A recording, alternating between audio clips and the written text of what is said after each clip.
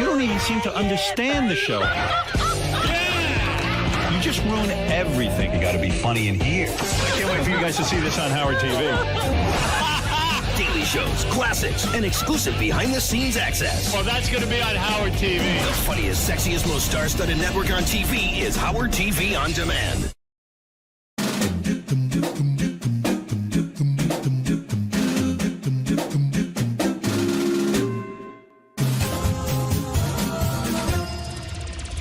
Hey Stern fans, welcome to Fine Time, a show where you, the fans, get the opportunity to ask questions and interact with your favorite Stern Show staffers, whack packers, and celebrity superfans. I'm your host, Rachel Fine. Now, my guest today is a best-selling author, a pioneer in the world of radio. She's got one of the most recognizable and contagious laughs of all time. She is also known to masturbate with fruits and vegetables, have anal sex with complete strangers in a bathroom, and take hallucinogenic drugs while vacationing in third world countries. She is the inspiration for nearly every song parody that comes in on the show, and she's one of the few people I know who can challenge me in the boobs department. She is the queen of all media, Robin Quivers. That was one stranger. Singular on the strangers. Fair enough. That's you've earned quite the intro. Oh boy. Well, we had a lot of people writing questions for you, so I'm just gonna jump into it. All right. First one comes in from Robin S. Robin asks, I'm curious to know where you envisioned your life taking you when you were back in high school.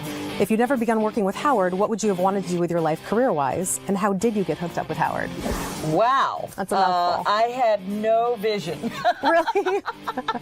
I was just hoping to stay alive. Yeah, I just wanted to get out of high school and go to college. I never had any idea of what I wanted to be when I grew up. I mean, I'd watch TV, and as a kid, I thought I wanted to be a doctor or something like that, and that's sort of how I wound up in nursing. Yeah. But it took me years to figure out who I was and what I wanted to do. So I was 28 before I even got into broadcasting. So it wasn't like I had this idea. What would I be doing if I wasn't working with Howard? I'd still be in broadcasting because I had decided that's what I wanted to do. It just so happened that 8 months after I got into broadcasting, I was hired by the same station that Howard went to work for in Washington, and that's how we met. Next question comes in from David S., also on Facebook. Who's your favorite whack packer, living or dead, and why? Wow. I guess my favorite all-time whack packer was Hank the Angry Drunken Dwarf. Yes. Yeah. Hi, this is Hank, the angry drunken dwarf. I just enjoyed him. You know, I just thought he had so many talents, but was so miserable. And, you know, I just remember appearances where, you know, he'd be falling down drunk, almost asleep, but he'd be in a music trivia game or contest with someone, and he'd wake up and have the right answer. Hank, the Thin White Duke. David Bowie. David Bowie, that's right. Wow. And Gary. David Bowie. It was incredible. That's amazing. Next question comes in from Mickey M., also on Facebook. Robin, who is your dream guest? A guest that you are dying to interview who has never been on the show? You know, that's interesting because in the last few days, there have been people's names that have come up, and I say to myself, I wish they would be on the show. Yeah. I wish I could talk to that person. And I suppose there's a long list of those people. Cher, Madonna. Yeah. A lot of people who, you know, actresses, Scarlett Johansson, you know, a lot of people that just won't do a show like this I'd love to talk to. It's a shame they won't. It'd be such a great interview. Next one comes in from Andrea F. She asks, what makes a movie star a movie star? And why isn't Brad Pitt a movie star? Got a lot of flack over this Brad Pitt thing. Tell us more. I'm still arguing with myself about Brad Pitt. I watched Thelma and Louise the other night, and, you know, that was basically where America discovered Brad Pitt. And I even thought after watching it again, I thought, you know what? I thought that guy was going to have a much bigger career.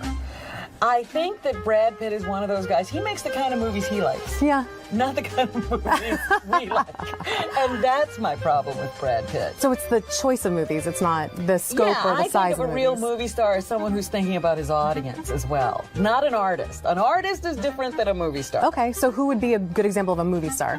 Tom Cruise. Tom Cruise. He always thinks about, will this be fun for the audience to see? Would they like to see me in this kind of movie? He also occasionally goes off and does, you know, some of that artistic stuff. But for the most part, I mean, even the cameos he takes are, you know, very broad and things you wouldn't expect him to do, and it's exciting and surprising to see him when he does it. So is there a percentage, like, you know, Cruise did Eyes Wide Shut, and maybe that was kind of a distraction from... Yeah, that was to work with Kubrick. and all of that stuff. So you can understand that. So there's a small percentage of artsy films you can do as long as their mainstream ones are big blockbusters. You're constantly thinking about, you know, I have an audience out there who likes to see me do this. And there's nothing wrong with somebody being artistic either. I just don't call them movie stars. Okay, there you go. Next question, also from Mickey M. Have you ever had to deal with a crazed stalker fan? And if so, what were the circumstances? I did, and I don't talk about it. Oh, no. You got to tell us a little. Give us a little piece. I had a long-time crazed fan. And it got to be kind of scary because we did all the wrong things. We did, you know, like they had never put out that, but, you know, when this was going on, we didn't have that list of things you're not supposed to do. Okay. And we did all of them. Like what? You know, having contact, you know, all the kinds of things that, if you read a list of what not to do, if somebody is stalking you, just realize we did them all. And then it became, you know, a situation where we had to do something legally to make it stop. Did you feel in imminent danger? Like, was it that kind of scary? I felt that other people might be in danger. I felt that that person was in danger. That's terrifying. Brandon S. asks, Robin, do you ever regret having told any of the stories about your personal life over the course of the show's history, such as sexual experiences or coffee enemas? I definitely regret the meats and vegetables. Understandably. I still get angry because that was the one, you know, we started that contest before we left terrestrial radio. And Howard said, yeah, we're going to each reveal something that's really embarrassing. And he revealed that he had had a nose job. I'm like, give me a break. Everybody else went to the bank, and you revealed you did something to make yourself look better. How embarrassing. That's not embarrassing. Yeah. Next question's from Wilma G. She asks, Robin, how annoyed are you with Benji's bull? I'm not so annoyed at Benji in general, but when you start to ask Benji questions and you realize he's weaving this web to try to keep you talking about him, that's when I get annoyed. Understandably. And I always want to say, let's end the conversation and go on to something else. Do you buy any of the stuff he's doing right now with the wig and the nail polish and the makeup? I mean, do you think any of that is legitimately trying to look better, or is it just shtick? I don't think that Benji could have thought of this on his own. Okay, so there's a team of masterminds. Would or you ever, think she's a mastermind? Yeah, I don't think he would ever put on eyeliner. You know, I mean, we've known him for how many years, and that never happened. He might dress up as something. Right. And do you think she's masterminding it to get the on-air attention, or because she really thinks that looks better? I'm beginning to lean toward on-air attention. That's what I'm thinking. Yeah, because at first it just seemed like this was their personal thing, but when he came in the other day and stood up and he had hair and a black beard and eye makeup and black fingernails, I said, that's it. Yeah. This is where you're supposed to say I'm more handsome. Next question is from Twitter. At River Road Flip asks, Robin, are you planning on going on any more spiritual trips and becoming absurdly high? I don't know about becoming absurdly high. Now, you will receive with these rocks, special rocks, the energy, new energy. But I'm going to Bali for this next break, and you know, that's sort of that eat, pray, love kind of destination, and I haven't, you know, made any plans to go to any spiritual things, but I'll see what's there. That's a good place to do it. Yeah. Next question comes in from Danny V. Danny asks, are we ever going to see your boobs? No. No, never? Not if I have anything to do with it. Go ahead, take your jacket off real quick. There it is! Oh, I missed it! Next question is from Cindy W. Cindy asks, are you being authentic when you laugh at everything Howard says? Yes, I don't fake laugh. You're just a happy person. I do, and a lot of times when people meet me in person, they say, oh, you do laugh all the time. Yeah, that's just the way I am. I'm looking for the fun. I think that's fantastic. I wish more people laughed all the time. I do too. I'm getting out of here. Had it with all of you. That's such a scream. You guys are why is that funny? Fred, what's going on here? I'm not sure. Yeah. Weird reaction, right? This is odd, isn't it? Am I in the middle of something odd? You know, I mean, we all get a little crazy about things sometimes. This is one of those moments I'm not sure. Is Robin nuts right now? Or am I misreading this? Is this funny? To put it simply, yes, she's nuts right now. Okay. You need help. Well, I want to thank Robin for taking the time to sit down and answer all the questions that you, the fans, submitted. Keep sending your questions in. You can tweet them, you can Facebook, you can email, you can send video submissions and actually be a part of the show. And remember, this is your show, so don't screw it up. Until next time, I'm Rachel Fine, and I hope you had a fine time. I had a fine time with you, Robin. Well, thank you. I enjoyed this. Good, I did too. Okay.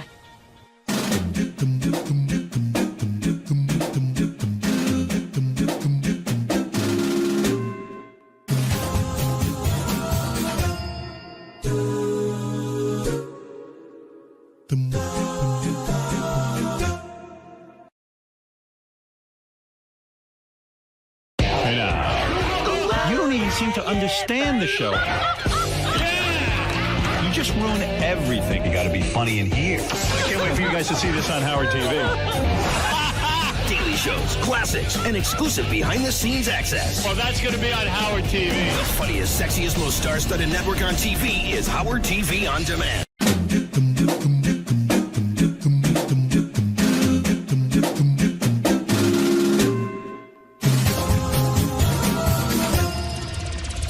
Hey Stern fans, welcome to Fine Time, a show where you, the fans, get the opportunity to ask questions and interact with your favorite Stern Show staffers, whackpackers, and celebrity superfans. I'm your host, Rachel Fine. Now, my guest today is a best-selling author, a pioneer in the world of radio. She's got one of the most recognizable and contagious laughs of all time. She is also known to masturbate with fruits and vegetables, have anal sex with complete strangers in a bathroom, and take hallucinogenic drugs while vacationing in third world countries. She is the inspiration for nearly every song parody that comes in on the show, and she's one of the few people I know who can challenge me in the boobs department. She is the queen of all media, Robin Quivers. That was one stranger. Singular on the strangers. Fair enough. That's you've earned quite the intro. That's, Oh, boy. well, we had a lot of people writing questions for you, so I'm just going to jump into it. All right. First one comes in from Robin S. Robin asks, I'm curious to know where you envisioned your life taking you when you were back in high school. If you'd never begun working with Howard, what would you have wanted to do with your life career-wise, and how did you get hooked up with Howard? Wow. That's a mouthful. I had no vision. Really? I was just hoping to stay alive. Yeah, I just wanted to get out of high school and go to college. I never had any idea of what I wanted to be when I grew up. I mean, I'd watch TV, and as a kid, I thought I wanted to be a doctor or something like that, and that's sort of how I wound up in nursing. But it took me years to figure out who I was and what I wanted to do. So I was 28 before I even got into broadcasting. So it wasn't like I had this idea. What would I be doing if I wasn't working with Howard? I'd still be in broadcasting because I had decided that's what I wanted to do. It just so happened that 8 months after I got into broadcasting, I was hired by the same station that Howard went to work for in Washington, and that's how we met. Next question comes in from David S., also on Facebook. Who's your favorite whackpacker, living or dead, and why? Wow. I guess my favorite all-time whackpacker was Hank the Angry Drunken Dwarf. Yes. Yeah. Hi, this is Hank, the angry drunken dwarf. I just enjoyed him. You know, I just thought he had so many talents, but was so miserable. And, you know, I just remember appearances where, you know, he'd be falling down drunk, almost asleep, but he'd be in a music trivia game or contest with someone, and he'd wake up and have the right answer. Hank, the Thin White Duke. David Bowie. David Bowie, that's right. Wow. And Gary. David Bowie. It was incredible. It's amazing. Next question comes in from Mickey M., also on Facebook. Robin, who is your dream guest? A guest that you are dying to interview who has never been on the show? You know, that's interesting because in the last few days, there have been people's names that have come up, and I say to myself, I wish they would be on the show. Yeah. I wish I could talk to that person. And I suppose there's a long list of those people. Cher, Madonna. Yeah. A lot of people who, actresses, Scarlett Johansson, a lot of people that just won't do a show like this. I'd love to talk to. It's a shame they won't. It'd be such a great interview. Next one comes in from Andrea F. She asks, what makes a movie star a movie star? And why isn't Brad Pitt a movie star? Got a lot of flack over this Brad Pitt thing. Tell us more. I'm still arguing with myself about Brad Pitt. I watched Thelma and Louise the other night, and, that was basically where America discovered Brad Pitt. And I even thought after watching it again, I thought, you know what? I thought that guy was going to have a much bigger career. I think that Brad Pitt is one of those guys. He makes the kind of movies he likes. Yeah. Not the kind of movies we like. And that's my problem with Brad Pitt. So it's the choice of movies. It's not the scope or the size of movies. I think of a real movie star as someone who's thinking about his audience as well. Not an artist. An artist is different than a movie star. Okay, so who would be a good example of a movie star? Tom Cruise. Tom Cruise. He always thinks about, will this be fun for the audience to see? Would they like to see me in this kind of movie? He also occasionally goes off and does, some of that artistic stuff. But for the most part, even the cameos he takes are, very broad and things you wouldn't expect him to do. And it's exciting and surprising to see him when he does it. So is there a percentage, like, Cruise did Eyes Wide Shut, and maybe that was kind of a distraction from... Yeah, that was to work with Kubrick. And all of that stuff. So you can understand that. So there's a small percentage of artsy films you can do as long as their mainstream ones are big blockbusters. You're constantly thinking about, I have an audience out there who likes to see me do this. And there's nothing wrong with somebody being artistic either. I just don't call them movie stars. Okay, there you go. Next question, also from Mickey M. Have you ever had to deal with a crazed stalker fan? And if so, what were the circumstances? I did, and I don't talk about it. Oh, no. You got to tell us a little. Give us a little piece. I had a long-time crazed fan. And it got to be kind of scary because we did all the wrong things. We did, they had never put out that, but, when this was going on, we didn't have that list of things you're not supposed to do. Okay. And we did all of them. Like what? Having contact, all the kinds of things that if you read a list of what not to do if somebody is stalking you, just realize we did them all. And then it became, a situation where we had to do something legally to make it stop. Did you feel in imminent danger? Like, was it that kind of scary? I felt that other people might be in danger. I felt that person was in danger. That's terrifying. Brandon S. asks, Robin, do you ever regret having told any of the stories about your personal life over the course of the show's history, such as sexual experiences or coffee enemas? I definitely regret the meats and vegetables. Understandably. I still get angry because that was the one, we started that contest before we left terrestrial radio. And Howard said, we're going to each reveal something that's really embarrassing.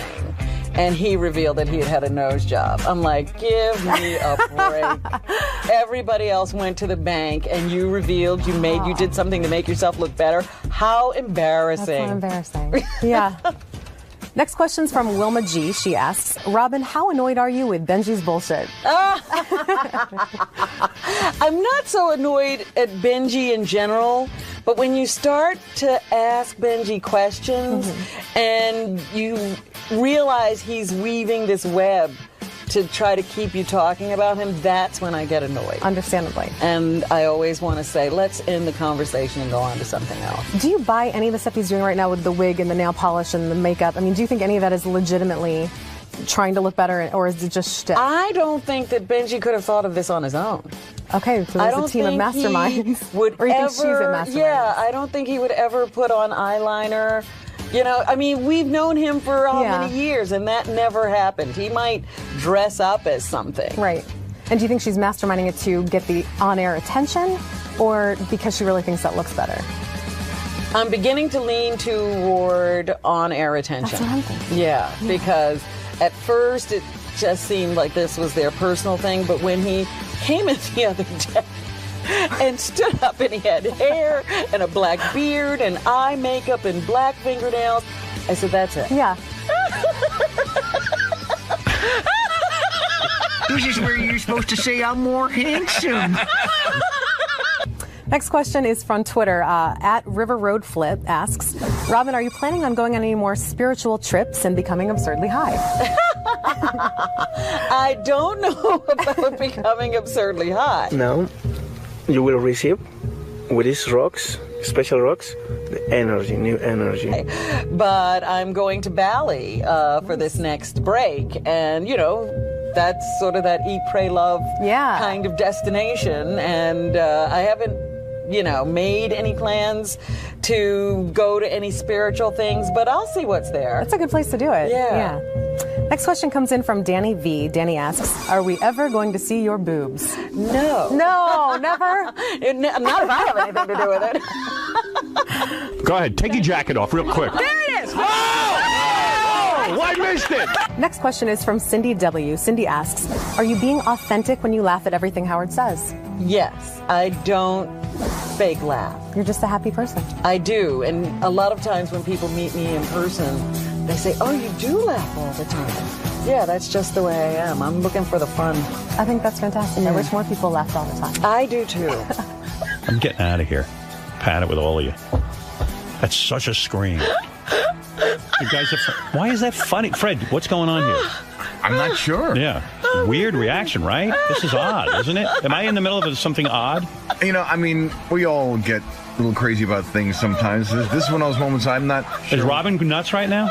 Or am I misreading this? Is this funny? To put it simply, yes, she's nuts right now. Okay. You need help.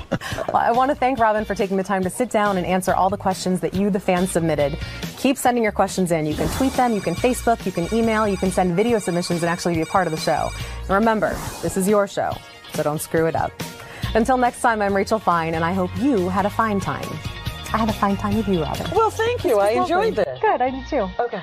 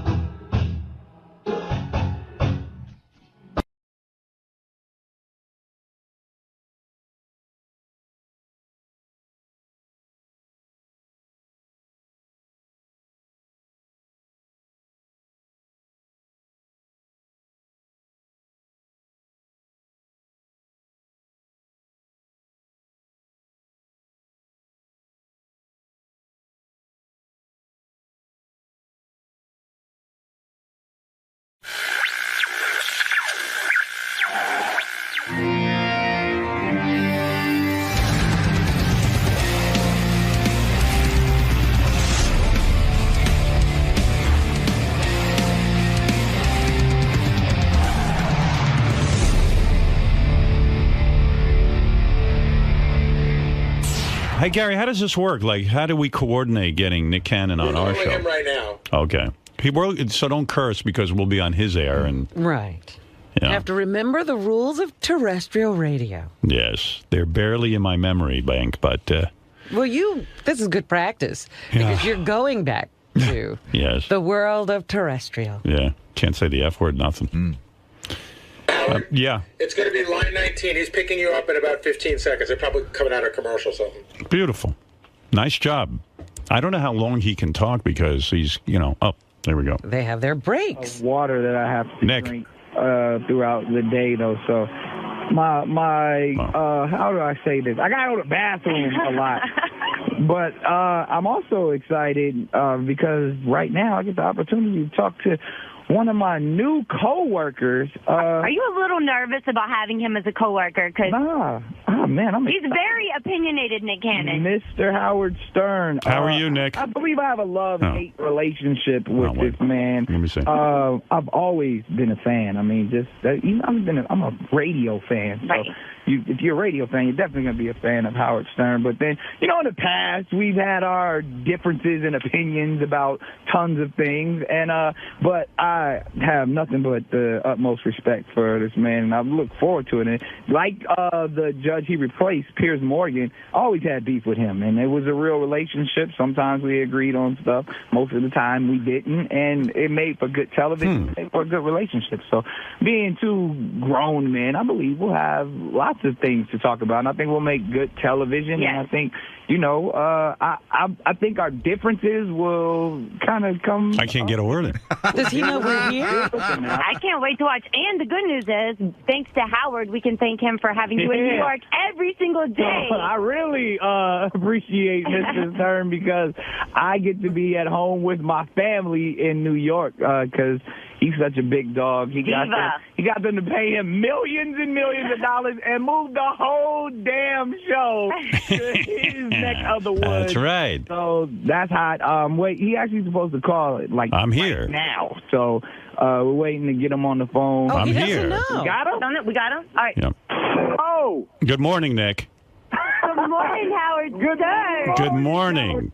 Now, this is such an honor. a pleasure to be on your show, and I'm saying welcome back. I know that you were ill. Yes, this is my first day back, man. So you're my first guest of the new year. And let me say, I am excited to be on your show because, after all, you're on my old radio station. Yes, I am, and terrestrial radio is treating me very well. I hope satellite is treating you as well. Well, let me remind you that, first of all, you can curse on our show. We can't curse on your show. So for purposes of this discussion, go ahead. You can say whatever you want, but I'll be cool with you. Now, you are so intelligent with that, and I want to commend you because I know everybody's all worried about what you're going to do on television like you're not a professional, like they didn't know you've been doing this for 35 damn years. So no, my philosophy with America's Got Talent, and you know this, that I am a fan of the show. I'm a fan of you on the show. I was very worried when you were ill. I got nervous, but I feel now it was correct me if I'm wrong, but I just read that you had kidney stones, not kidney failure. No, see, this is the thing. I was telling a story a little earlier.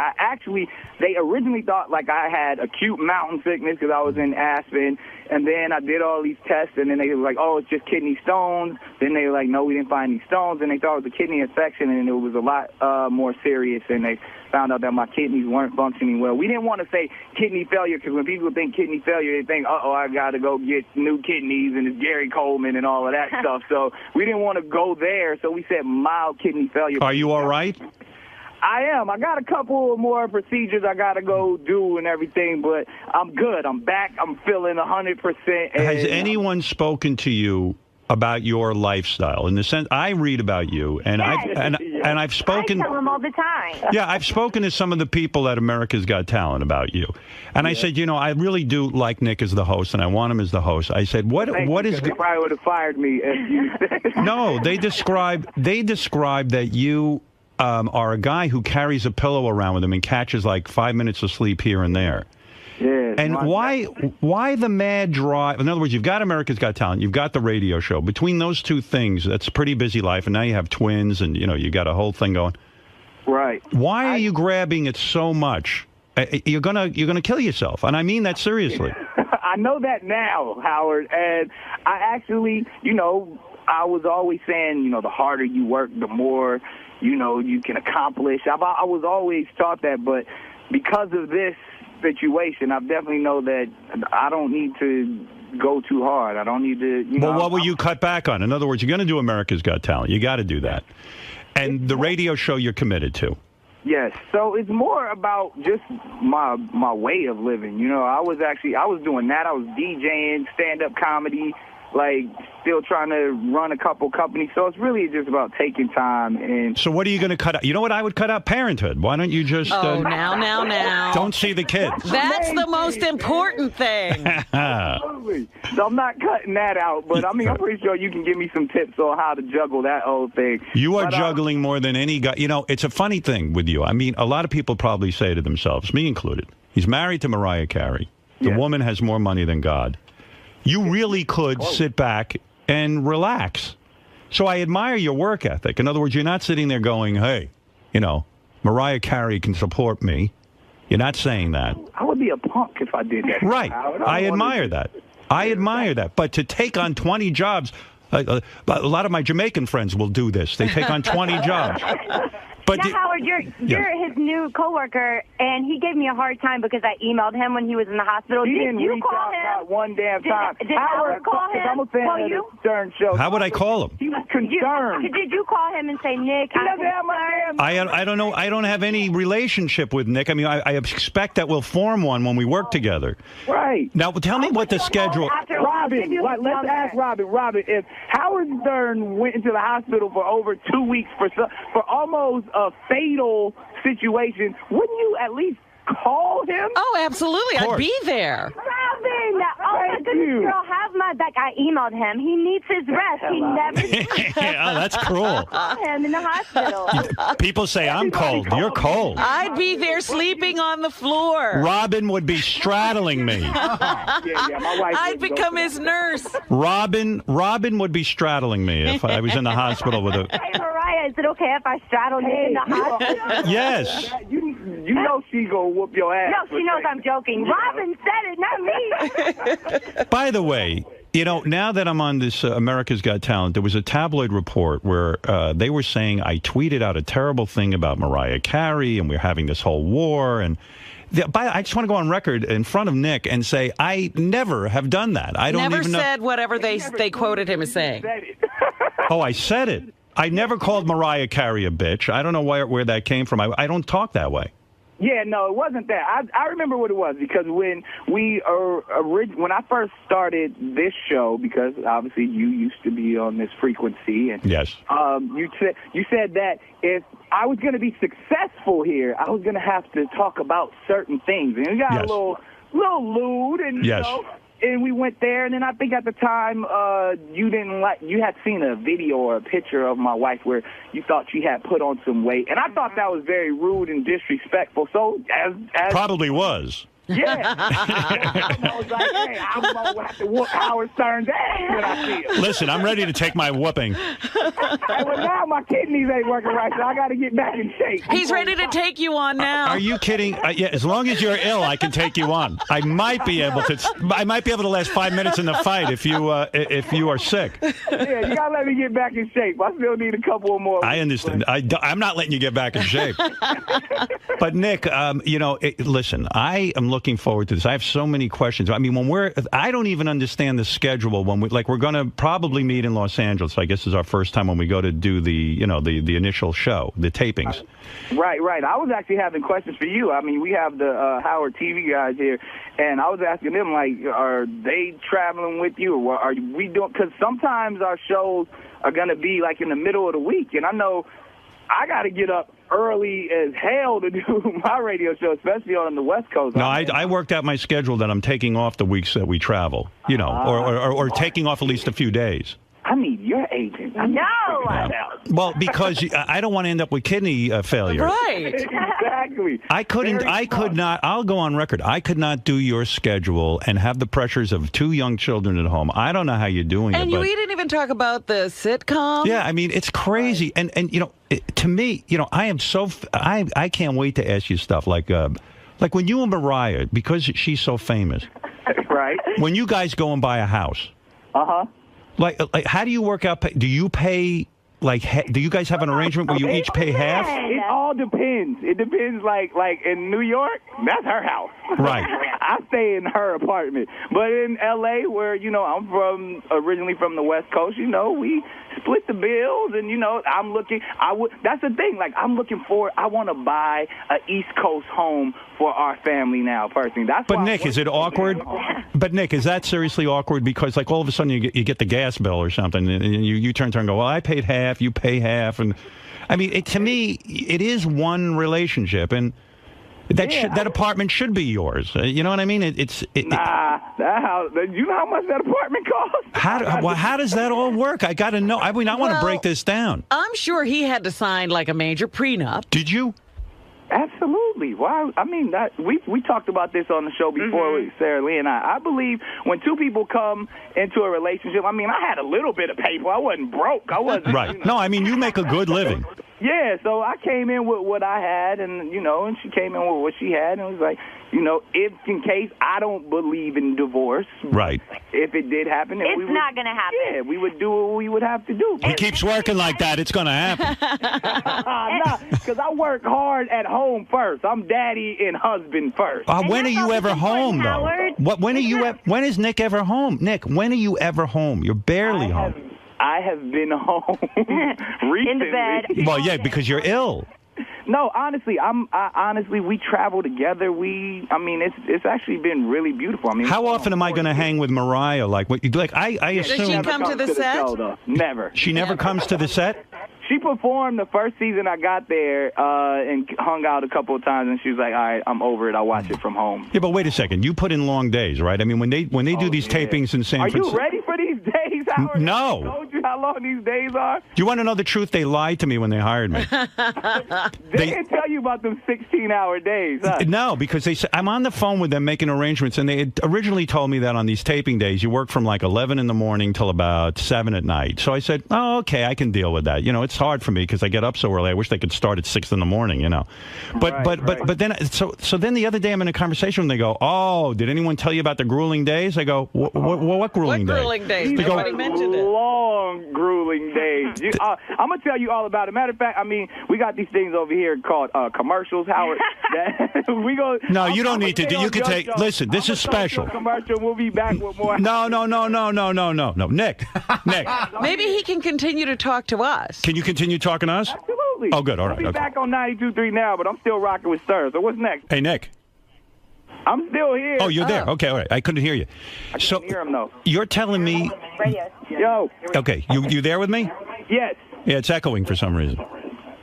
Probably because we got some strange kind of feedback. I apologize for that, sir. What are you saying? It's 11 o'clock in the morning. You start taping, and then it goes to like 1 o'clock in the morning. Yeah. So sometimes we start like 11, at least 11 to 11, 11 to 11, like 3 days in a row. Well, I'll tell you what. You're going to have a judge sitting there sleeping. I'm going to be sleeping. 15-minute tea breaks because Sharon's British and stuff. So no wonder you carry around a pillow. No wonder you carry around a pillow. My God, I'm going to share your pillow. So are there long breaks though during because Howard thought that there's you need time to set up and there's lots of sitting in your trailer.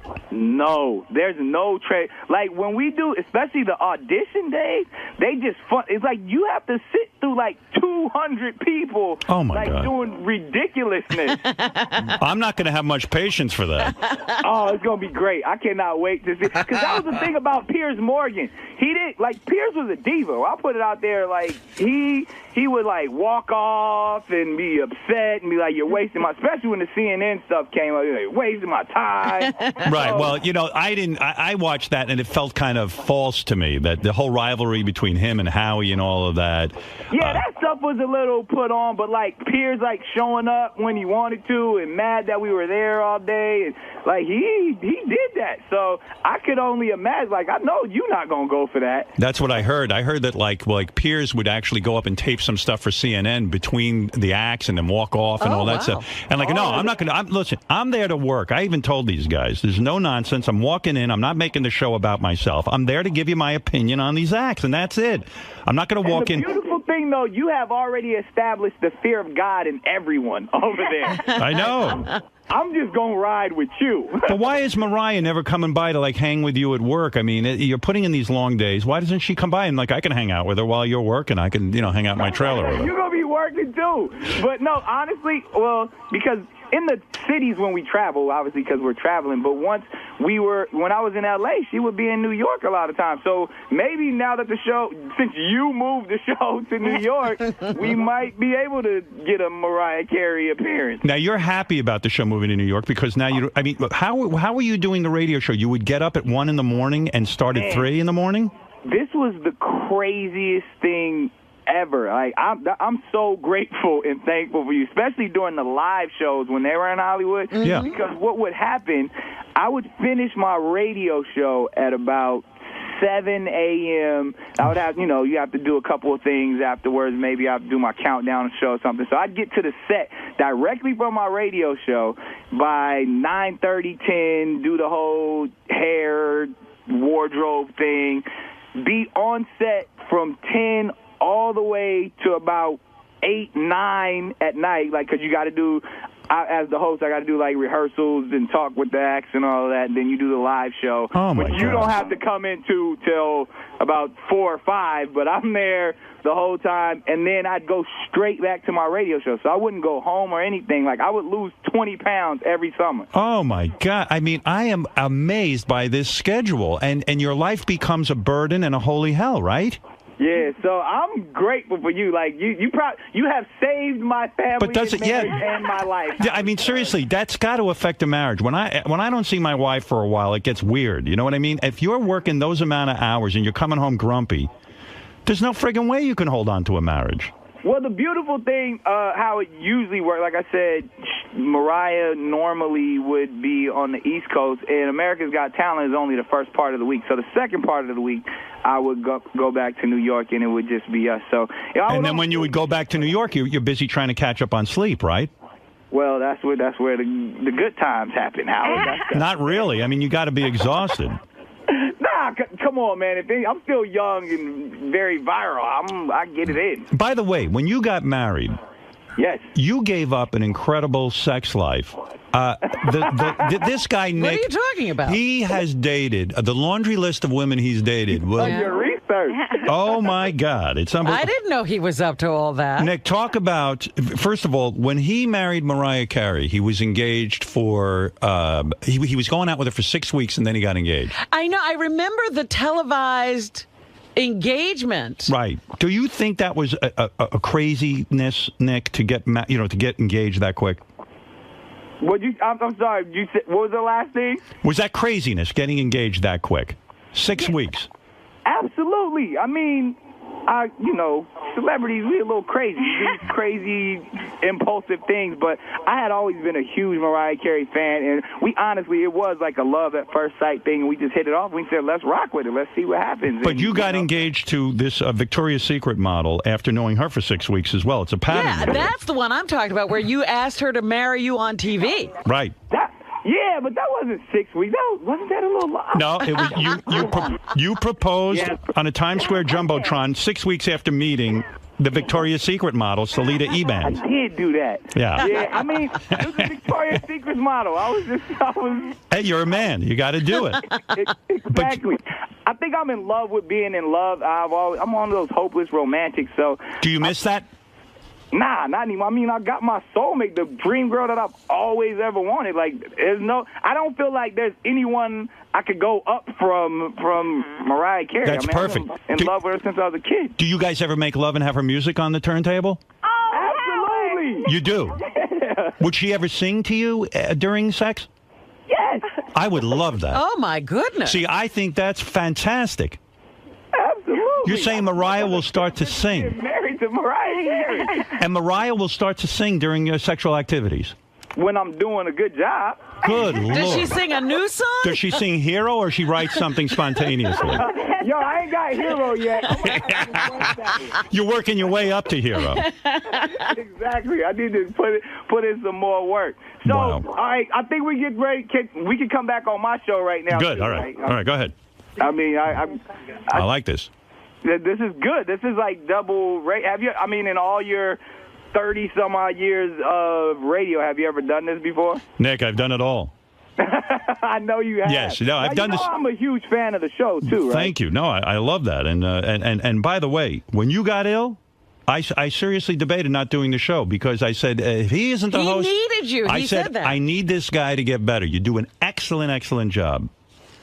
Oh, well, thank you very much. I mean, I know you always made fun of me, like, what do you always say? I say, America have voted. Yes. I put on my black voice. Well, you put on a little bit of street for me, but because I know you. You've been in show business since what, like you're 9?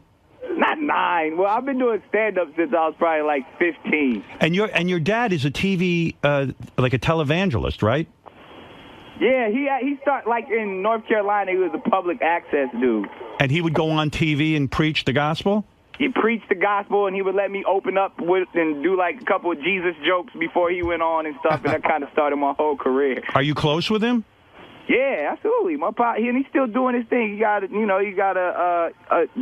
the circuit. He does evangelical work and all that type of stuff. Are you a real believer? Absolutely. Here we go. We're coming back. We're coming back, Howard. Speaking of believing, we coming in live now.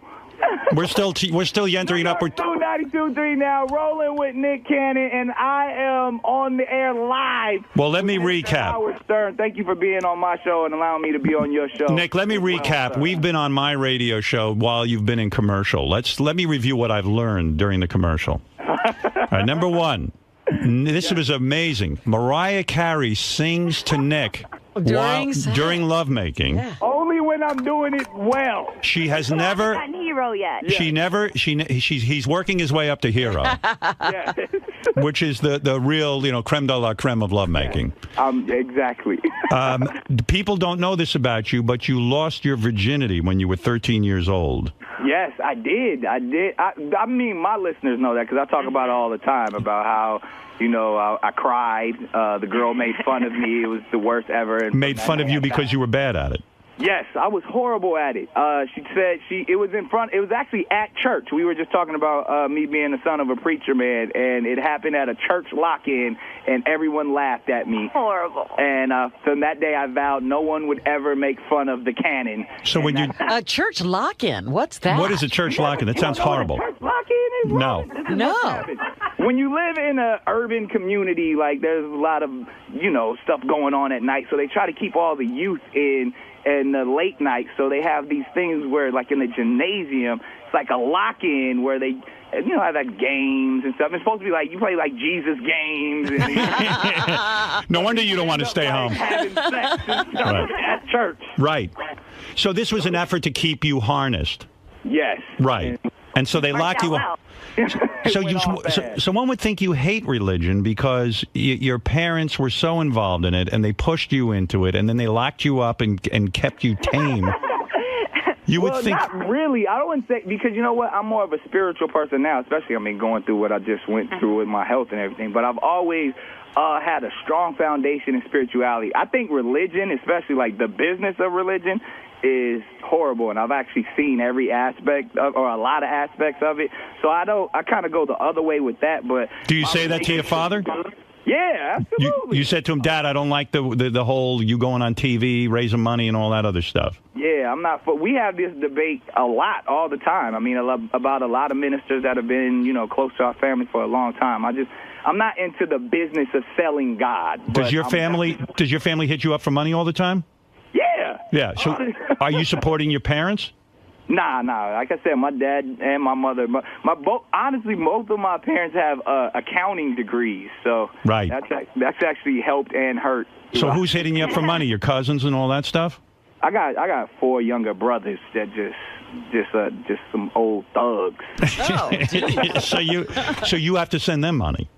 Yeah, now I employ them. I have them work for, a couple of my companies and do different things. And, they working, doing their thing. A couple of them trying to entertain and stuff. But are you resentful of that?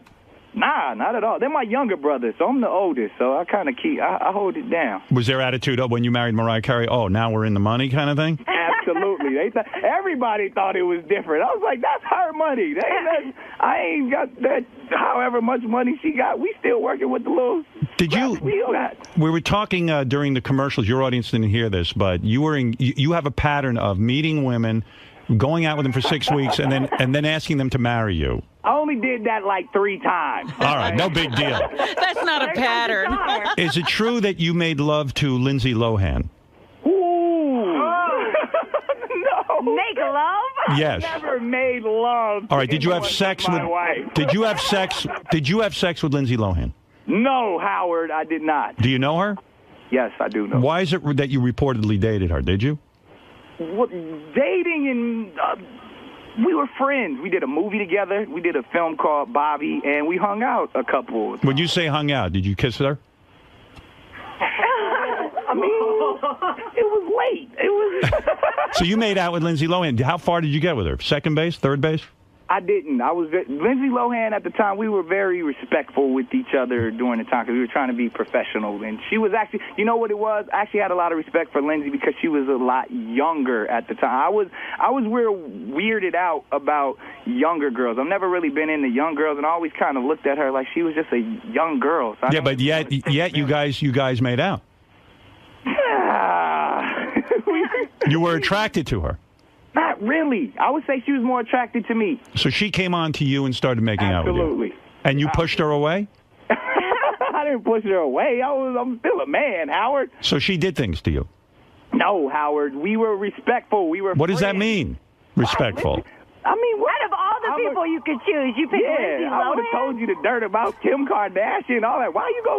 What'd you do with Kim Kardashian? I like Lindsay and her family. I actually have a soft spot for them. What'd you do with Kim Kardashian? You made love to her? Yeah. You did? Everybody knows that. Yeah. I didn't know that. Oh, see, you got to get up on the pop culture, man. I tell you what, you gave up a pretty active sex life to marry Mariah. I did, and it was well worth it, Howard. Yes. You're happy. Happier than happy, especially through this entire process of help. I mean, we've become so much closer, and our family is so just tight-knit, and I even got a chance to see a different side of my wife that through this process to where she just became so nurturing, and I'm in debt to her forever, even after this entire health scare. Your relationship got better? Way better. I mean, it was great already, but I mean, now... I watched that interview with the two of you where she turned to whoever was doing the interview. I think it was Barbara Walters. It was Barbara Walters, and she said, well, Nick's not like the greatest husband.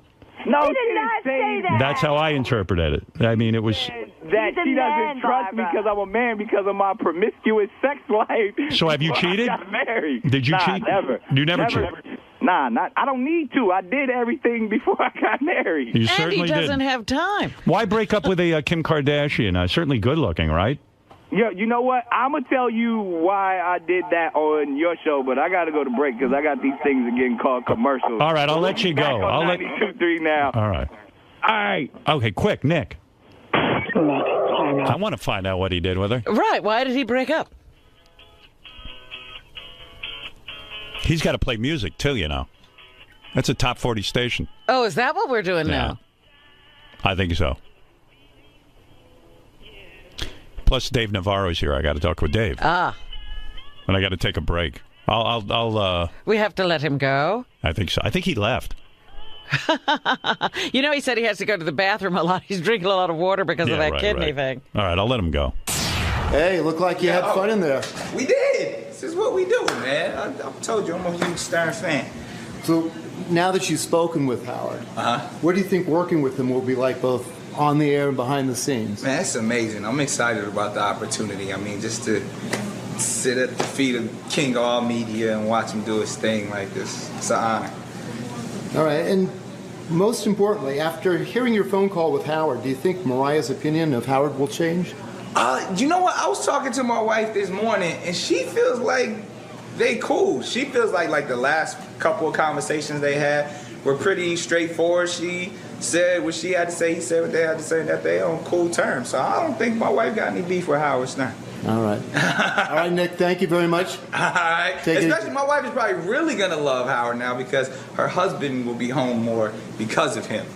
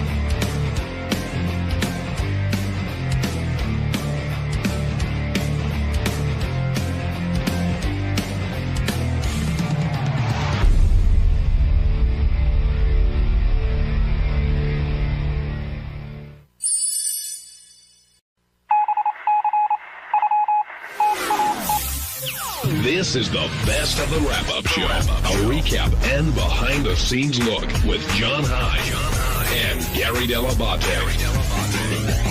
The best of the wrap-up show begins now. Hey, I'm Gary Dell'Abate. On Monday's wrap-up show, we talked about a ton of stuff. We talked about Chelsea Handler. She talked about wanting to be famous, and we talked about whether we wanted to be famous or not. We talked about tipping. We talked about Mitch Patel, my old intern, and his girlfriend came in, and they're swingers, and how she wants to fuck a guy, and he's not into that. And then JD came in and discussed whether he'd be into that. We covered a wide array of subjects, and here's what happened.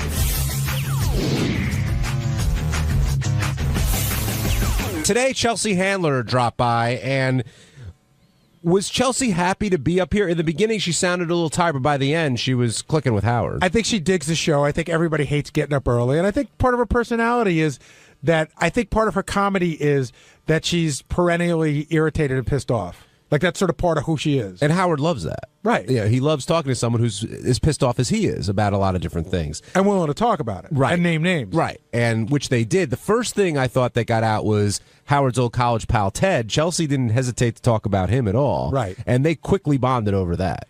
Howard is never like Ted. Ted is like a thorn in Howard's side. And every time he got more and more successful, it used to irritate the shit out of Howard. You know, he came on our show once. And how'd that go? It wasn't as much fun as making fun of him. And I don't make fun of him. I'm saying for Howard, it probably wasn't as much fun as goofing on him. Now, why is being famous so important to Chelsea? I don't know. I mean, she sort of said that it's something that she always dreamt of doing, that she wanted to do. I liked when she talked more about how you think that when you get famous, you can really rub it in everybody's faces, and it's not nearly as much fun as you would think it would be. Well, that's what Howard said when he ran into, he felt sad more than actually, hey, it's time to gloat. But is being famous important to you? I'd be lying if I said on some level it wasn't. I mean, when I was in college, I thought that I had a chance to sort of be recognizable, and I liked the idea of it. And I like it. I enjoy it. How about you, Benji? I think the perks, not I'm famous to a level, to like someone that's like a character on a reality show, but to the perks that we get from it, I think are great. And it's also nice, like, I like the idea. It's an entree into people. It's like you feel like a little bit more connected to everyone. But the actual just being famous for being famous is not a huge turn on to me. Yeah, I always say that the best part of working on the show is being a B celebrity who works for an A celebrity, or even a D celebrity who works for an A celebrity, because you do get some cool perks. But like Howard, so almost can't utilize the perks that he gets because he's so famous. He can't, it's hard for him to go to the baseball game and sit in the stands. What did you think of Chelsea's story about waitressing and how important the tip is? First of all, I learned something today. I had no idea that they have to pay 8% tax on somebody's bill. That's crazy. Did you know that? No. I never heard that before. That. But I listen, I worked at TGI Fridays, and I worked with waitresses who were like Chelsea, who just went up to guys and said, really, you're not going to fucking tip me? And there were all sorts of discussions of which ethnic groups, and like I know that I got yelled at. I was the host, and I got yelled at for seating a table of women in a waitress's section. And I go, what are you mad at? She goes, don't fucking put women in my section. They don't tip for shit. Actually, yeah, she made an anti-Semitic comment about that. Well, she said, you're the kind of Jew that makes a Jew like me, or something like that. Yeah. I guess when you're Jewish, you can make anti-Semitic remarks. But I do get, She's showing half a comment. When you work hard and somebody tips you, somebody putting $10 down an $800 bill is just, it's the worst thing you can do. Do you feel pressure to tip well? I mean, have you always felt that pressure? Yeah. My pressure is, I like to tip well anyway because I think I make enough money to do it, but my other pressure is if you tip like shit, someone will call the show. That's right. So you better... Which is, I think, is exactly what Howard... In fact, I was telling you this before. Howard and I went out to dinner one night, and I got to remember if I got this right, but I think I picked up the bill and I put my credit card down, and Howard insisted on leaving a tip, which I thought was weird, but now that I think about it, I realize Howard probably wasn't sure I was going to leave a big enough tip, or not a Howard Stern caliber tip, and he didn't want to leave it to me, and I understand because when we leave, nobody says, Gary tipped me like shit. It's Howard Stern tipped me like shit. So, and Howard always leaves ridiculous sized tips. So do you have a general standard? Like I know 15 to 20%. I'm 20 to 25%. I mean, I'm guaranteed 20%, sometimes 25%. But again, I would never tip under 20%. Rick, you're on the wrap-up show. Hey, Rick. Hey, how you doing? Good. So I just that bit that Chelsea was talking about with the tipping. Yeah, the 8%. Yeah, they actually can cost the waitress money to wait on somebody. They take out a percentage of their gross sales to divvy out the bar, the hostesses, the bus, and all that. So they have to pay that no matter what. Well, wait a second. Whether She said or not. you're saying that they take out money to divvy up to everybody. She's saying she has to pay 8% tax. Is that what? I think no, it's not really tax. I think she just misexplained it. Right. But because on any kind of transaction that's credit card, they can trace it.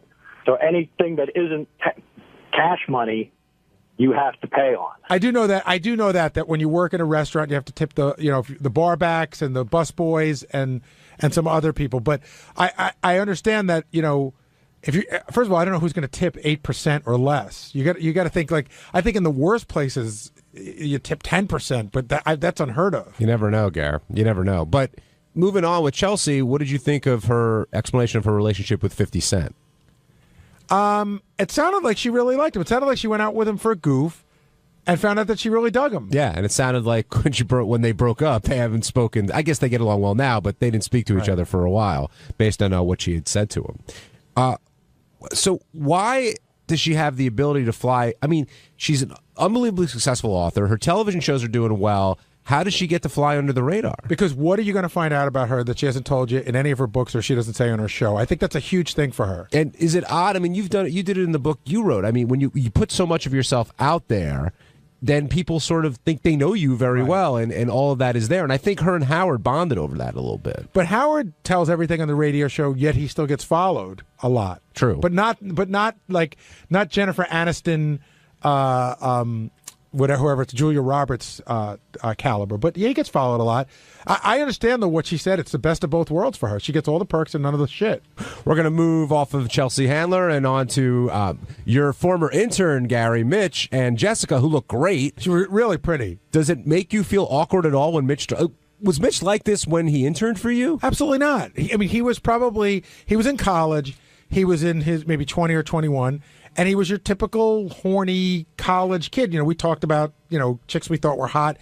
But I don't remember him being like a sex fiend or like having like, oh, I need to do, threesomes. I think he was looking for onesomes at the time. You know what I mean? Yeah. And he seems to hit the mother load with his fiance, but his fiance now wants to bring another guy in bed. And Mitch, deal breaker. Well, it doesn't seem like it's a deal breaker for Mitch. Yeah, I find the whole thing fascinating, and I don't judge.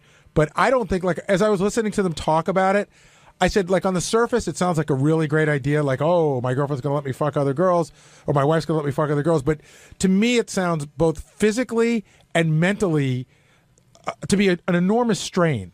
You know what I mean? Like, you have to think about what does it mean? What does it mean? The going out to get them. It just seems like a lot of scheduling. A lot of work. It seems like a lot of work. And so I don't know. I don't know Mitch, the comedian swinger. I know Mitch, the intern. But by the way, she said she would be okay with them having a monogamous traditional relationship. Just if they did that, she doesn't think she would want to bring in other girls if he didn't, eventually let her bring in other guys. And do you think that's a fair request? Do I think it's fair? I think anything's fair if you're married and being upfront and like saying, this is, and you're not exploiting the other person. I think it's fair that that's what she wants and that's what he wants. JD, would you be able to handle another guy in bed? No. I can barely handle me in bed. Hold on. What size bed does JD even have? but JD, let's go to this one, right? Yes. Like who's one of your hot girls? Like a girl that you really love. Is there an answer to this? No, I mean there's a lot. There's okay. There's a lot. So the girl that was in Katrina, right? You like her. Katrina Bowden. So she's on 30 Rock. So she's super hot. So say Katrina Bowden says, "Hey, I want you to come and I want to hook up with you, and my boyfriend's just going to sit in the corner and jerk off." No, I couldn't. That's too weird. I can't have another guy. Not going to come near you. Not going to touch you. He's all the way in the corner. I could have been. If I was into that, I could have did that when I was down at hedonism, because that's all. That in fact, that was probably the only way I would have gotten laid. And since I wasn't into it, I didn't get much of anything. So no, I would not. No other guys. I want no other penises in the room. It's just mine. But if other girls are around, that's that's fine with me. Double standard. Listen, I'm sorry. I'm just being me. But the more the merrier, right? Oh, I don't know. Well, no, I don't know about that. But just Gary's the more it might be sadder. Gary's scenario, like, so you said the Katrina Bowden is her name, like, is one of your hottest chicks, like, so you couldn't have the guy in there jerking off. What if she told you like he was just watching but not jerking off? No. I don't want to be watched. I don't want to be analyzed whatsoever. Okay. What if he knew about it and was like, I'm going to let you guys in the room alone. I'll leave and I'll come back. Or call me when you're done. I'll come back. Well, I don't know. All right, Katrina, you have a little shot here. Hey, by the way, Benji, you've been into some interesting stuff. Have you ever been with a chick where a dude's been in the room just watching? Yes, but like I've been in it. Like that's never would be my first choice. Yeah, I'd be like, I don't think it's anybody's. Well, no, I think it is some people's. But opportunistically, when that's the only way it was going to happen, Right. yeah, it's happening. And It's not. If Elisa wanted to bring another guy in, No, would you no be way. okay with No, that? absolutely no way. No. But see, for me, the guy in the corner only freaks me out because, like, I'd have one eye open because I think I keep waiting for him to, like, I'll just shove a finger up your ass, because you have your attention somewhere else and he catch you off guard. Waiting for him to slowly creep in. Yeah. So on Tuesday's wrap-up show, I went in to talk about the whole Ronnie fiasco. Apparently, he didn't enjoy me calling him borderline stupid.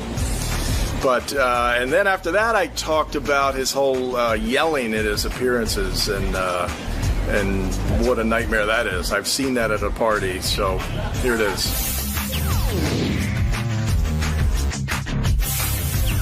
Howard says he wishes he wasn't associated with one of the two Ronnie Munns that he's gotten to know, and we should get into that a little bit when Ronnie comes in here about how he really is two different people, Gary. I agree. There's the character and the... Because you and I talked about this when we were in Vegas, about, like, we love Ronnie and how Ronnie has a big heart, what a great guy he is. But I don't know that guy's coming across on the air a lot lately. Well, that guy wasn't doing that contest in Vegas. You could see that. I mean, I started to write Howard a note last night. I canceled it at the last second. But after I watched Ronnie, I wrote him a note that said, I thank God, I thank you and God every day that I don't have to do these appearances anymore. Because when you go out in front of a crowd, there's... you feel compelled to do something. Right. And when you don't have an act or you don't do anything, Ronnie and I are famous for being famous. I'm famous for I can't book a guest in front of a crowd.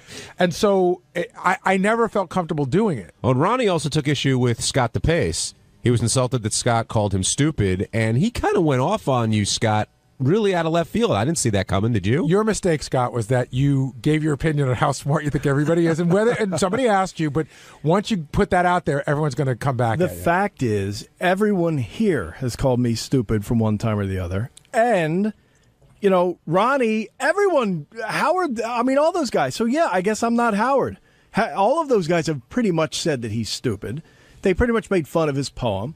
And somehow I'm the bad guy. So, okay. But you know what I think the difference is? Like, I'll say sometimes, Scott, you're being stupid, or I think your politics are stupid, but I don't think you are stupid.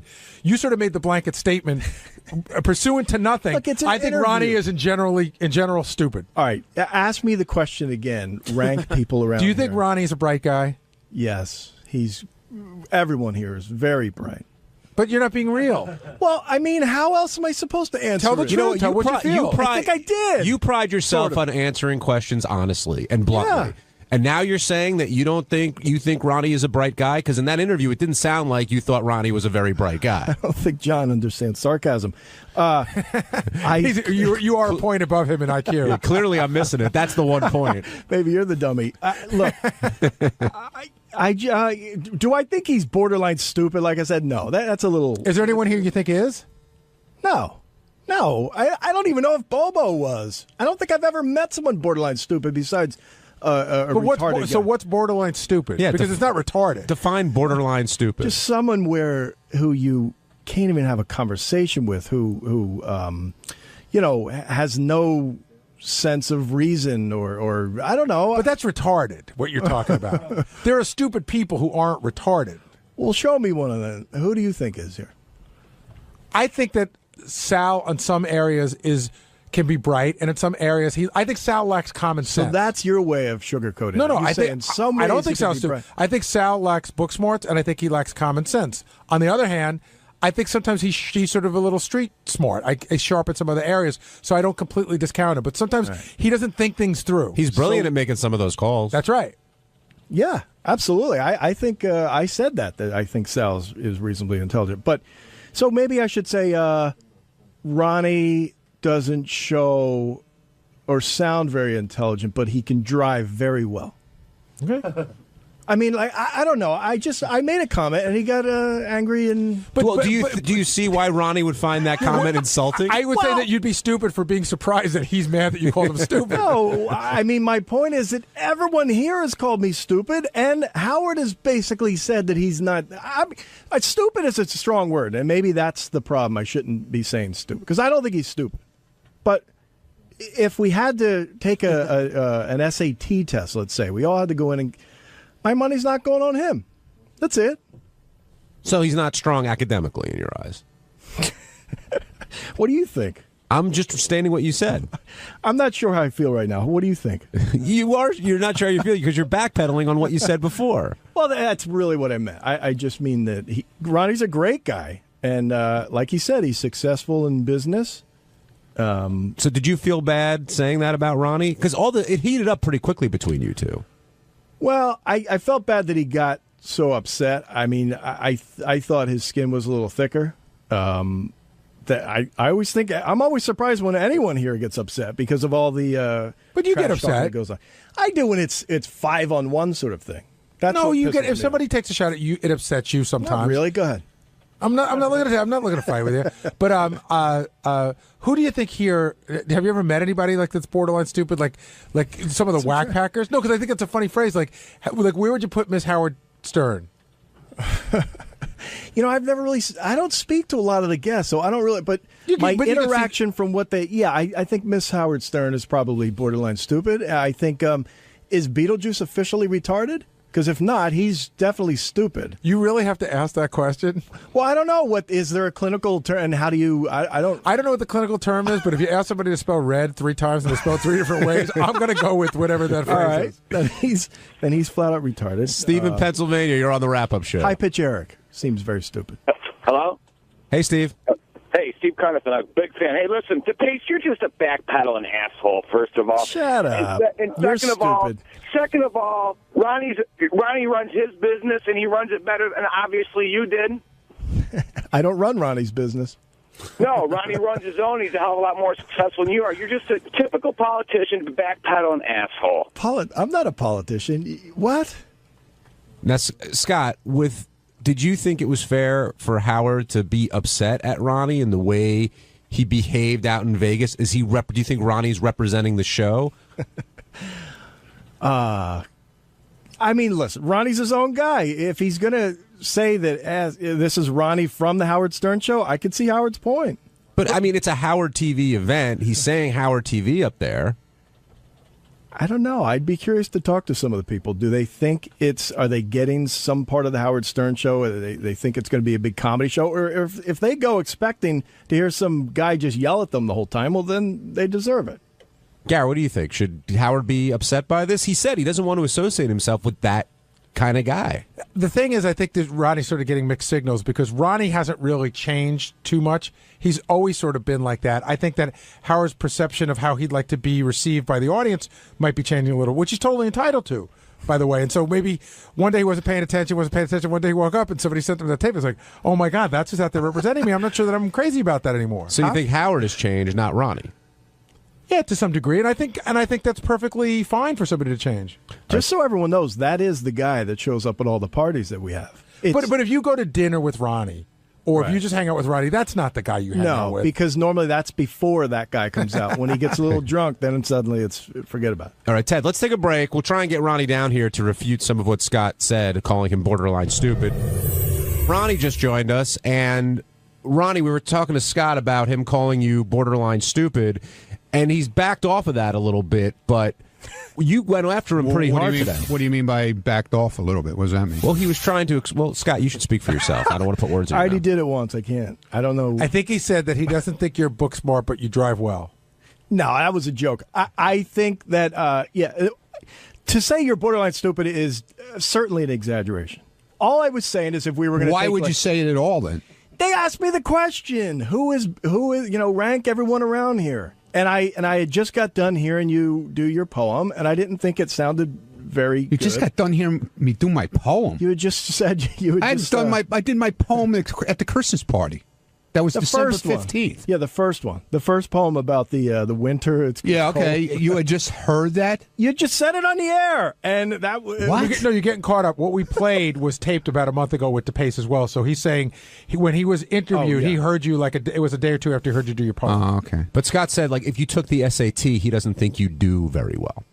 as well as most. Can I ask you a question? What at this point in my life? What does that matter now? Yeah, I know. I agree with you. Same thing with an IQ test. What is that going to do for me? I agree with you. And what did it do for 100%. you, except to find out that Will is smarter than you? That's debatable. He passed it. He got a higher score, didn't he? Still don't know how he did it. I don't know, man. Really? I know it bothered Like him. you can't get over the fact that he may be No, smarter it than you? bothered him badly, Well, man. there was that whole news story that started. Which turned out not to be true. Well, I don't know. Do you think Will cheated and that's why he got more than you? Look, I know he called me the day before he took it in a panic. We all did. We were all. I called Howard in a panic the day. We all were in a panic, except for you. And he called me in a panic, wanting to know everything about the test. And then he did a lot of research on it. I don't know. Look, he's a smart guy. I never said he wasn't. I just, the 131. You can't just say he scored better than you on the IQ test. I told you, it bothers him to no Wow. end. Maybe, And that's your friend. Maybe, all right, he probably did get the one. I don't know. Is there anyone here you feel is smarter than you? I think everyone's smart. Answer my question. Is there anyone here that you feel is Is there smarter than anyone you? here whose intelligence intimidates me? No. Is there anyone here who you feel is smarter than you are? I don't know. How do I know that? Is anyone here a scientist? No. It's a gut guess. Gut guess? I'm sure there is. But who I'm would sure it be there is. then? It could be. It's not Let's Robin. It's see. not Fred. Could be Will. Obviously. Could be Will. It could be Howard. Mm-hmm. It could be John. But wait a second. So if you're doing the IQ test, throwing all the jokes out the window, John and I scored 1 point below you. It's a No, veritable. John was a couple more than No, John No. and I are the same. Oh, 1 they point. were exactly. It's a veritable tie. You don't think that know, we're it's- all around the same intelligence, or do you think that 1 point really makes you so much smarter than John and I? It was a really hard point. No, I'm being serious. I mean, you're the same as I am. It's obvious that the test. I mean, I don't know any other barometer than the IQ test. So what am I to say? Yeah, you're right in the same family as I am. No, but that's because it sounded like you were going a different way. But we were saying, who do you think here could be? You said, "What's my gut on who could be smarter than I?" I don't think you're smarter than I am. That's my gut. That's okay. I'm just wondering if there's anybody else that could be. I don't know. I'd have to go through the whole list and into Like, do you think you're the smartest guy in the TV room, as a for instance? Yes. No. Maybe Who was the no? Goodstein, Ganji, Phelan. You think Andy might be smarter than you? No. I'm Oh, smart. those were the yeses. So, Ronnie, you agree? Scott doesn't think anybody here is smarter than he is. Yeah, I agree. I just said you could be, John. And that. Well, you said it, but you didn't mean it. Well, wait a second. John and I have the same IQ, so why could he be smarter than you, but I couldn't? Well, I think yours is swayed in the memory category, which I don't value. You don't know as what much. You have the Fred problem, guy. But you don't know what John scored high. I don't know, Gary. I don't know. You're asking me these questions. I don't know. There's no way to judge. Yet Let's cut our brains open. There's and no way see. to judge, yet somehow you managed to. Well, of course. I mean, you're asking me for a gut feeling. I'm not willing to say my gut says that you're smarter than I am. Well, what would make you That's it? say I was stupid? What do you think made Howard, Robin, and Fred at times call you stupid? I never heard him call me stupid. Hey, well, stupid's a strong word. I've said that. All right, so let's back away from stupid. Let's say not as intelligent as they are. Yeah, because of grammar and stuff, and the shit I do with my appearances. That's drinking, okay? The shit I do with my appearances is having a good time. Ronnie, why? And if you've never been to one of my appearances either, everybody is having a good time, believe it or not. I don't think anybody questions the fact that people are having a good time. If you watch the video, everyone's having a great time.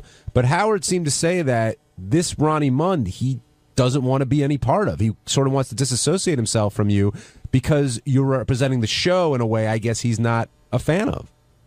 Okay. Do you understand where he's coming from? I on understand. That? Yeah, I understand where he's coming from, but if you're not there to see the actual appearance, and what's going on and how drunk everybody is there. I'm not even talking about me.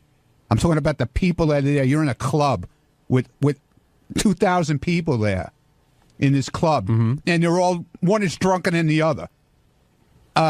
It's everybody's having a good time. That's all it is. Yeah, I don't see people coming to a strip club and going, this is disturbing. Nobody was insulted. I could tell you that. Do you feel I didn't insult anybody, I promise you. Well, do you feel when you do these appearances, you're sort of giving the people what they want, like what they come for? I think so, because it's a wild party is what it was.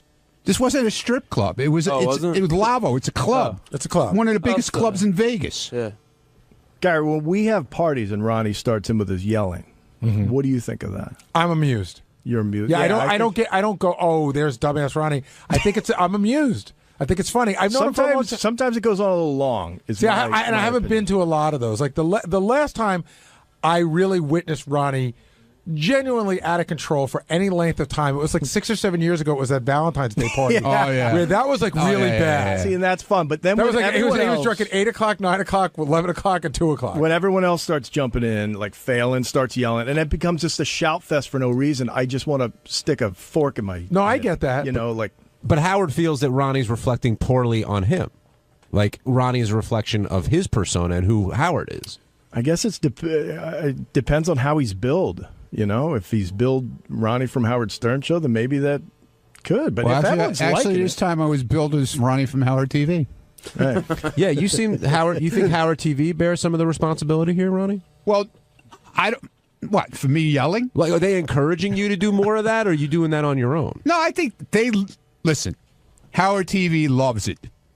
Okay, for the mere fact that they get content out of it. Mm-hmm. They get a TV show, behind the scenes show, whatever. Is that in your head when you're up there? No, not at all. Not at all. It's just I'm having fun. Everybody was having fun, and I have to. And the girls were having a blast on stage dancing. They were most of them were high as a kite. They not drunk, not right. I don't know if high as a kite, but they were having a great time dancing. They wanted to win. The girl who won was thrilled. And I take it back. Ronnie, I hate to keep bringing up bad times. It wasn't They're not bad times to me. It wasn't the Valentine's Day thing. It was Bubba's wedding. Well, yeah, that was a bad time to me. That was really the last time. That I remember when the night ended, and I went back to my hotel room, and I sat there by myself, and I said, I am definitely fucked here. What are your two egos again? I knew it. What is it? It's Ron and Ronald. Oh, Ronald. So you should try doing one of these events as the nice guy. What's that guy, Ron? Yeah, nobody wants to come and see like that. Me then. Let's have some respect for the women. They're not paying to see Ronald. They're and I paying didn't to see call Ronnie. the girl a shit ass. I'm telling. Oh, it was chick. I didn't say shits. I said chicks. John in Long Island, you're on the wrap-up show. How you doing, John? Hey guys, how you doing? Good. I just kind of want to defend Scott here a little bit, which is kind of strange for me because I seem to never agree with him. Okay. Thank you. But Scott, I think he's kind of right. I know these are co-workers of yours, and it's very hard to call somebody that you work with stupid. But all the fans even know it's funny for the show to hear, like Ronnie's poetry and that whole thing where they were going to give Ronnie another show, and they called it More Ronnie, and he didn't even get the joke for a week. He is kind of. I forgot about that. Yeah, it's kind of. No, I got the joke. I said it right away. Moron. I said. It took a while to get it. Somebody had to explain it to you, and you came in and confronted Howard a day or two later and said, "You guys are making fun of me behind my back." Well, I mean, it's funny, but I think he put the wrong one lowest. I think Sal is definitely the lowest. He can't even pick out the U.S. on a map. He's just not educated. There's a difference. Yeah, well, that is kind of. I mean, you go through. If you graduate high school and you don't pick up some of the material, that is kind of stupid, don't you think? Stupid of the school to give him a diploma. And Sal gets very insulted if anybody calls him stupid. That's his Achilles heel. If you say Sal's stupid, it's very upsetting to him. But he's right. And Sal's move is, what do I need to know where Florida is? What am I going to use it in my daily life? Right. I get on a plane, they take me there. What the fuck do I have to pick it on a map? Right. Thanks for calling in, John. So are you two okay now? I apologize to Ronnie. Yeah, which I know took a lot for Scott to apologize to somebody. Did you think it was a sincere apology? Yeah, I do. I really do. Yeah, I thought it was very sincere because I heard from little flies on the wall that he was upset about the whole thing after it went down. Really? Oh, then you're full of shit. Then your fucking apology doesn't mean nothing. Then No. Wait, whoa. I mean, I wasn't pouting in the room. no, I didn't say you were pouting. Did I say you were pouting? I was upset that you were upset. Bothered you. I said it bothered you. Yeah, I didn't like. Yeah, okay. You and I were always good. I don't want to. I've never had a bad word with you, but you know what? Last night, the funny thing was when he said it yesterday, and John Lieberman, I think, came to me and asked me about it, and I just, what the hell you're talking about? I didn't even know that he did an interview he was doing a story like this. But I went, now, I never hear the news stories, but now you can go on Twitter and listen to them. So I just went and listened to it in the afternoon. I heard it on Twitter, on my phone, and it's like, what the fuck, man? what is with this guy? It bothered me all night. And I was just hoping it would come, because I had to explode today on this. I could tell. Now, if you're unleashed. If you didn't go in for because Howard brought you in for the Vegas stuff, would you have gone up to Scott and told him that, it kind of pissed you off what he had to say? I would have waited because I knew sooner or later it would have probably came up on the air because I know Lieberman was going to headline it, and it would have came up then, and then I would have went in, but no, I don't think I would have confronted. Every Howard likes, like he said this morning, the air. He loves fights. He loves it. He thrives on it. And Hey, Ronnie, if you were asked if you had to pick a stupid person on the staff, who would you? Benchy, I wouldn't call anybody stupid. I've never called. I wouldn't do it. Okay, that's even what if you had to. Even if I thought you were the dumbest fucking person in the world, I don't do that, and I don't tell people I hate them either. Hi, I'm Scott the Engineer, and on Wednesday's wrap-up show, the subject came up of me screwing something up. I deleted some important material Howard was trying to play. I went in, I admitted it, and eventually he got mad but apologized, so check it out.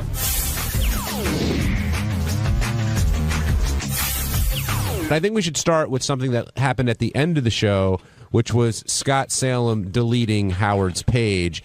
And the way Howard handled it, because you heard the anger, he yelled at Scott, he was all pissed off, and then a caller called in, and 10 minutes later he's apologizing for the way he treated Scott. But that's just a screw-up, Gary, that I was surprised. I thought it was going to go on for longer, and I wonder if Scott's heard the last of it.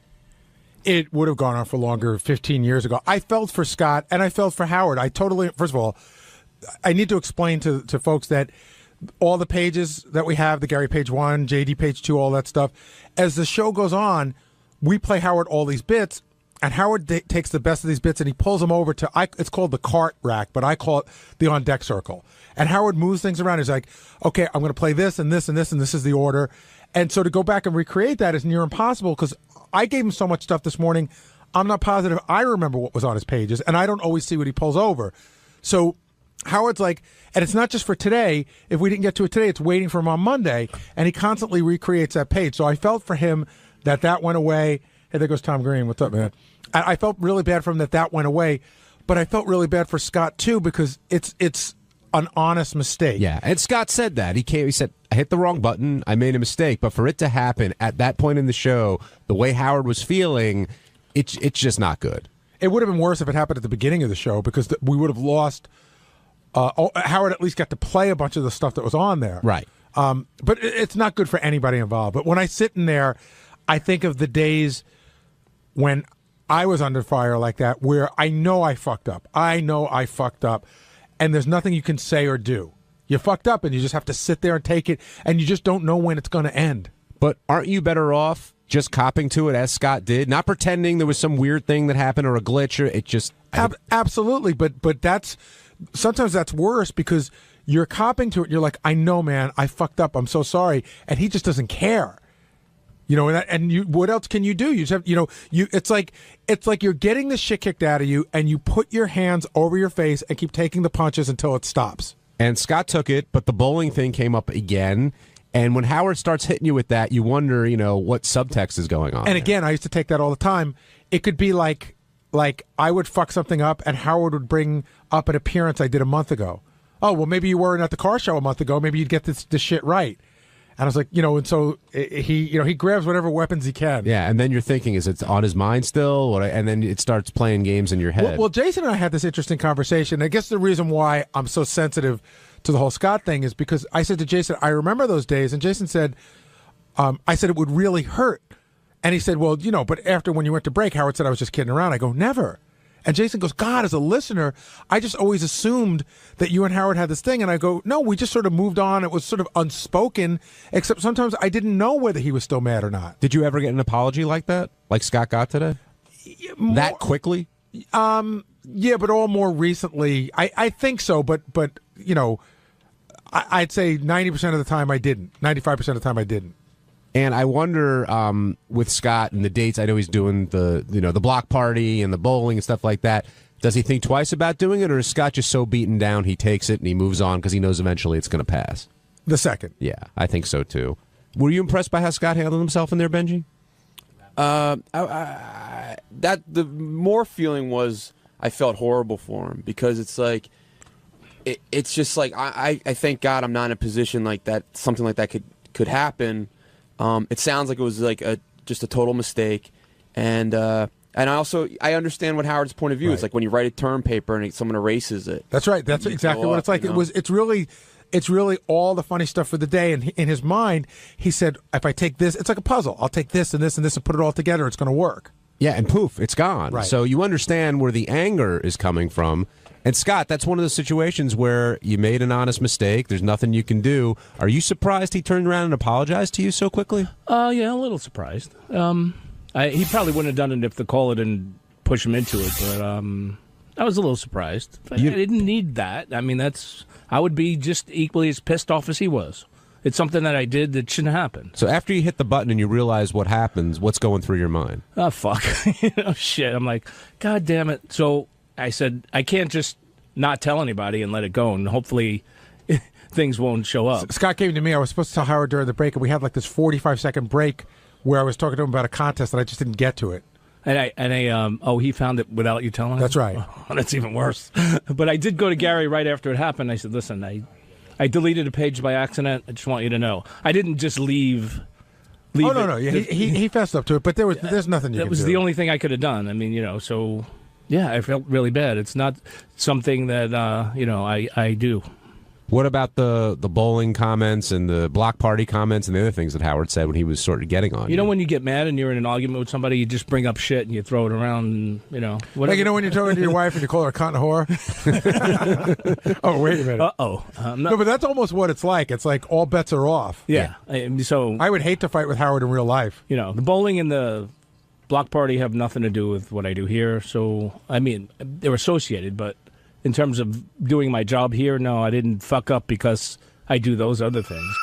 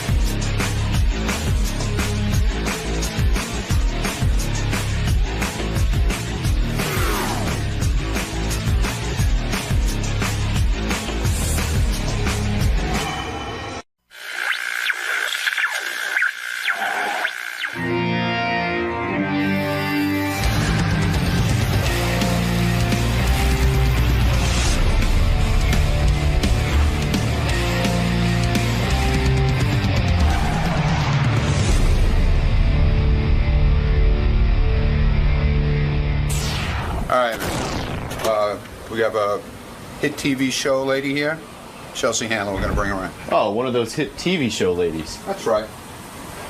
Something wrong with that? No.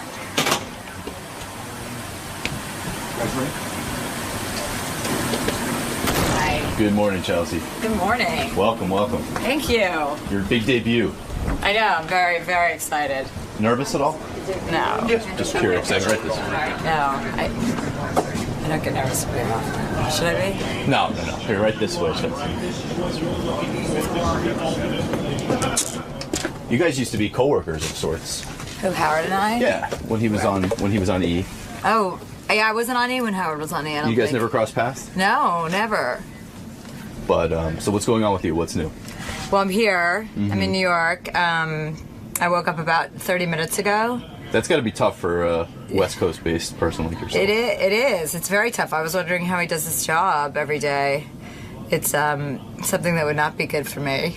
I'm not a morning person. I don't think he is either, but... I don't think anyone's really a morning person, except for babies. I don't think 4 in the morning is really... Yeah, you're right. Isn't good for anyone except for... But it feels good to have a camera 3 inches away from my face. I know. I was hoping I'd get even closer, too.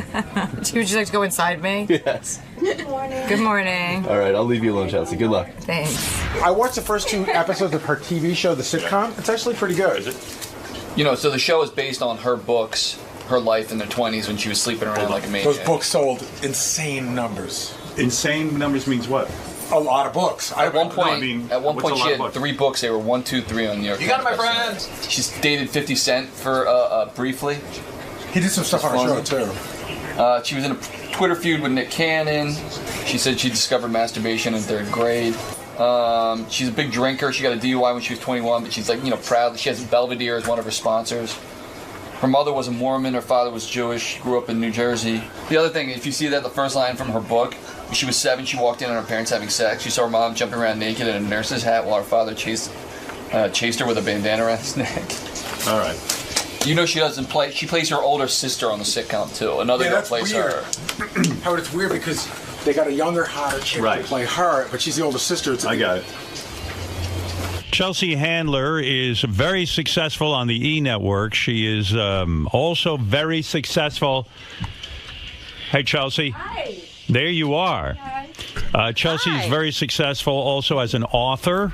She has sold 3 books, and now the 4th one is coming out, right? No, the 4th one came out about a year ago. Okay. But thanks for fact-checking. Yeah, it's early and I'm tired. And You're tired. I don't know how you do this. This is brutal. It's brutal, but I'm only doing it 3 days a week now. But now with my new America's Got Talent judging duties. Oh, congratulations, by the way. Thank you. That's now phenomenal. We're part of the same family now, Aren't you on NBC? I am. You are, so there we go. So, but when you... I'm all over the place right now, but when you write 4 books and 3 of them are bestsellers, at one point 4 of them are bestsellers. 4 of them are bestsellers. I mean, I don't mean to brag or anything or be conceited, but that's just, that's the just the numbers bottom are line. the numbers, right? When the last book came out, it was like a $6.5 million advance. Was it? I didn't get paid then. You didn't get paid that. That was the rumor. No. I didn't get $6.5 million. I think that was like Tina Fey or someone. But not you. No, I don't remember what it was, but it was not that. Your success, though, now is pretty astronomical. And I remember the first I heard of you was when you started on E! Right, because you were good friends with Ted Harbert. Well, I don't like Ted. I feel Ted's a phony. But that was my assessment of him. I knew him in college. We were on the college radio station. At BU. Uh-huh. He was a year younger than me. Yeah. And I remember that you got the job at E! Television. You had your own show. But the thing was, I had heard that you were dating Ted at the same time. So I assumed, he's throwing his girlfriend on television. Right. So when you do that, when you go on, so everyone was against you, I'd imagine. True? I mean, did you have that Everyone feeling? except for Ted. Right. Ted was your champion. You broke up with him a long time ago. Yeah, I got really, yes. Are you still friends with him? Well, I wouldn't call us friends. I mean, we email, I'm in the city, so I emailed him. He emailed me a question about something, and I emailed him back. Kind of my friends and I were sitting around saying, wouldn't it be funny if we called Ted and had him meet us for drinks? Why is that funny? Just because Ted is, Ted. He's just kind of like that kid in school who, yells out the answer before anybody else has a chance to, who's just like, he's just a nerdy guy and he wants to fit in and be one of the cool kids. And he would come to like writers' meetings at the show at Chelsea Lately. And he was he wanted to be in on the joke, and he was kind of the joke, He was just he's a very, very silly guy. And he's not the most, what you said earlier, he's not the most, he tries very hard, so I have some sympathy for him. Were you in love with him? At some point, yes. You were. And he was your boss. Well, the show started before he and I got together. When we were collaborating on the show, that's when he was separated from his wife, and he was kind of, after me. And I was like, okay. And I, at the time, I was, Yeah, this was like 5 years ago or something. I thought there was something kind of interesting about him. He's very smart. Right. He knew a lot about TV, you know. And then I moved in with him, and I was like, oh, my God, I'm going to fucking kill this guy. So, I mean, Is that what killed the relationship? Because you were working together, he was your boss, then he moves in, and you need your space. well, yeah, I would come home from work. I would do my show. And I would come home from work, and he's like, do you want to watch your show? And I'd be like, no, I just came from my show. Like, I don't want to watch myself on television. So that kills the relationship. Does that always kill a relationship for you when a guy moves in?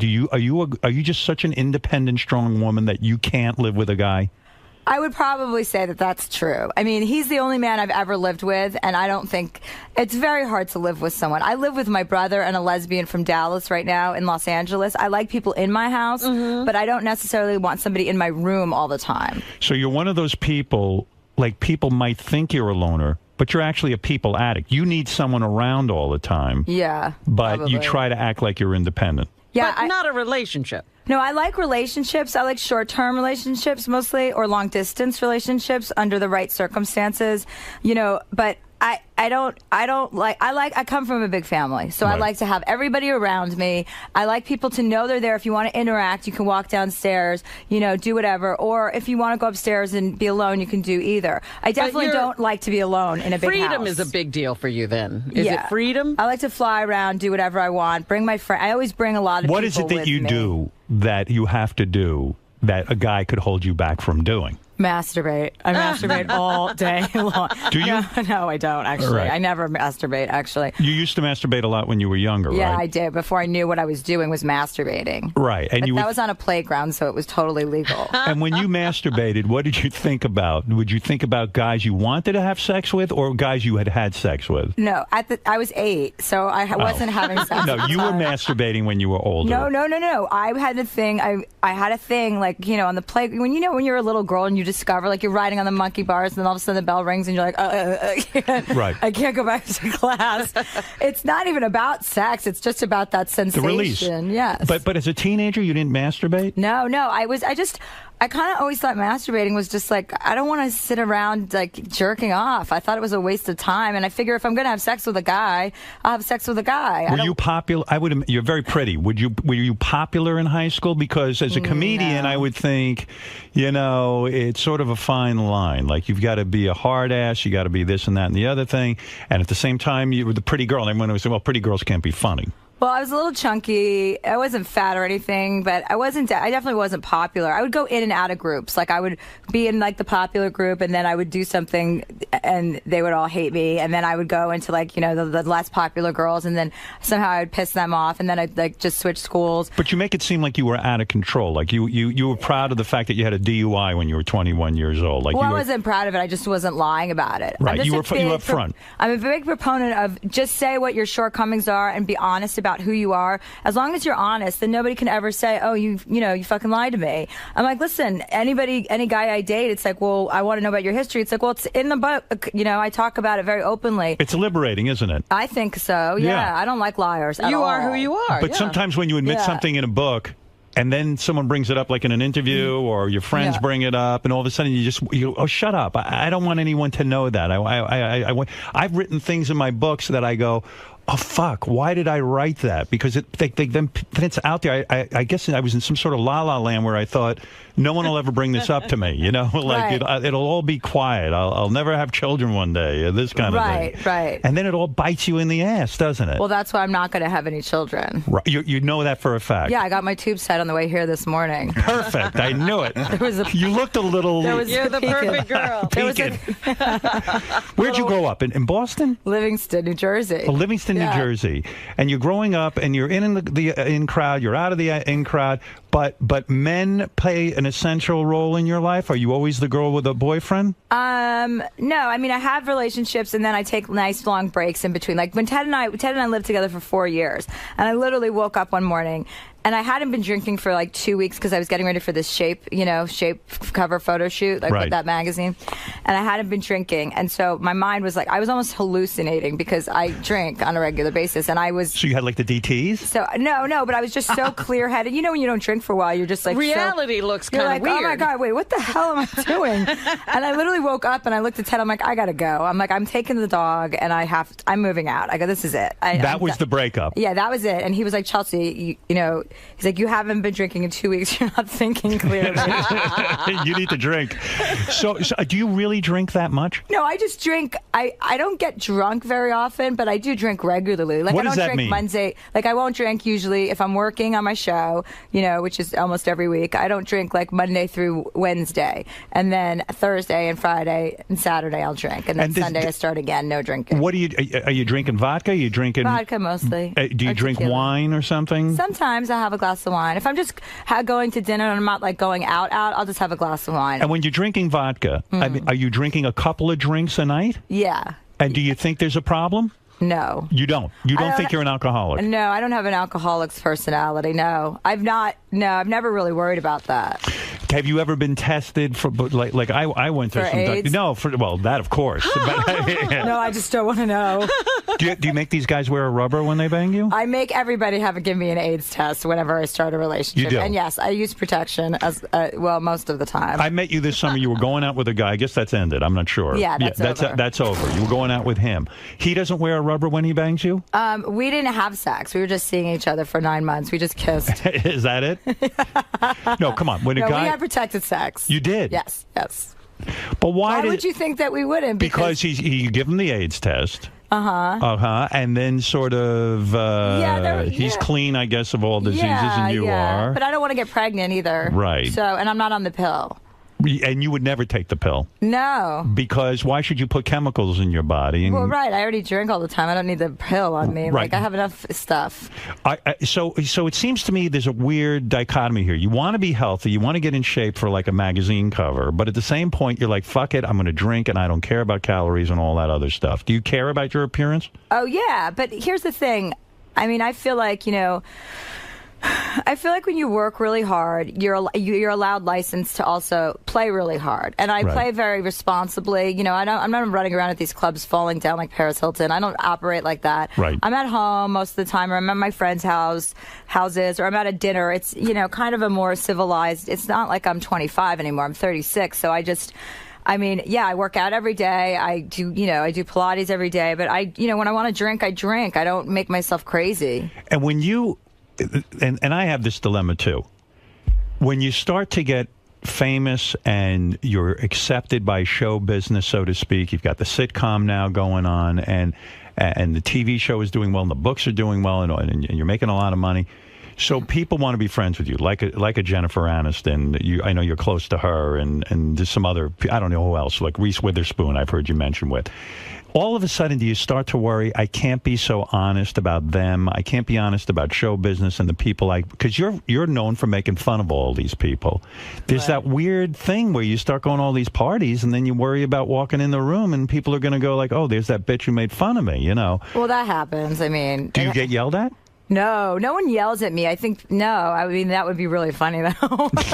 Would it be funny? Screaming at me. Well, it would be funny because they would look like a total asshole. I mean, if you're taking me seriously, then you're an asshole anyway. It's not a serious program. But you take it seriously when somebody says something about you and they say something negative. Not you get really. very hurt. No, I don't ever respond to stuff like that. Didn't you get into some Twitter war with Nick Cannon or something? Yeah, no, I told Nick Cannon. Nick Cannon said he was going on a comedy tour, and I wrote, "Who's doing the comedy?" And then he went nuts. Right. But I never responded again. I mean, I'm not going to fight with Nick Cannon. Right. Isn't that going to be your coworker? Well, he is the star of the show. Is he the star of the show? Well, I guess he's the host. He's the host. He's the host of the show. Yeah. And then this is the best part. Right. Then after I did that, I had to do some satellite radio tour for After Lately, my other show on E. Right. I had to do this morning satellite tour, and it's like 4:00 in the morning, and you're doing stations on the East Coast.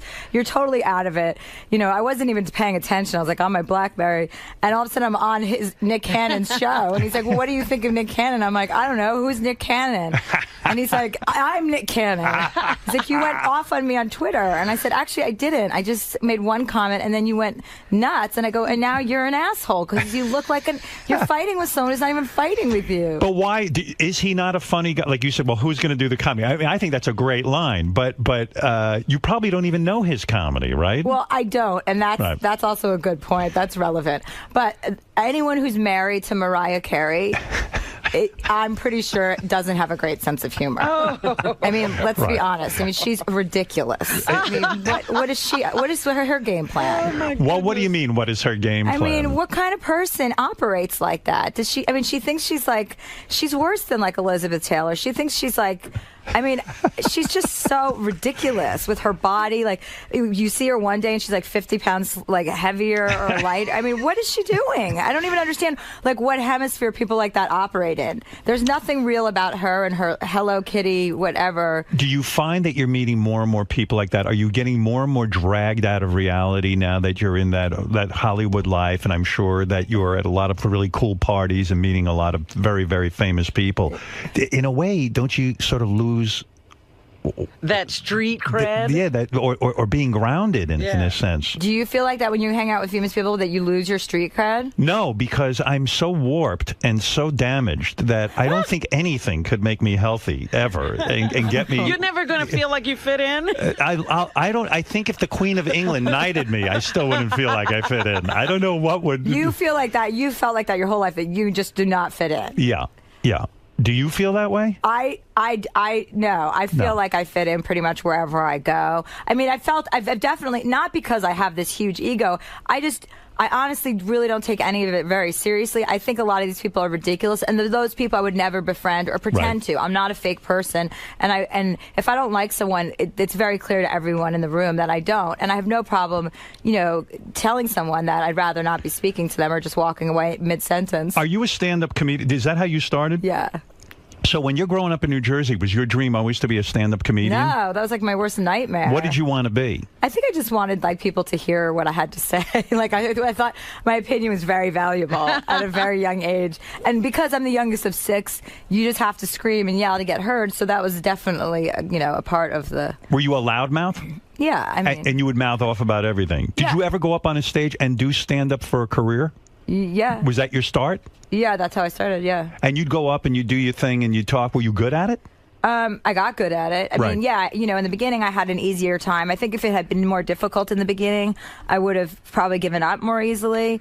But I had an easy time, and then I went through the rough patch, like, a year into it, where I would bomb all the time. You mean the first time you got up, you were good at it? Well, I mean, I had like 15 friends in the audience, too, so. But where did you do that? Where did you go the first time? The Improv on Melrose, and then the Laugh Factory. Was it like, oh my God, I got to go do this, I better go take 50 drinks and get up on that stage? Yeah, How old were you? I had to have like 8 margaritas, 20. You were 20 years old, and you walked up on a stage for the first time. Mm-hmm. Did you have stuff written down that you were going to talk about? Yeah. And you were really well thought out about this. And who inspired all of this in you? Was there some person or some comedian that you looked up to? Well, David Hasselhoff.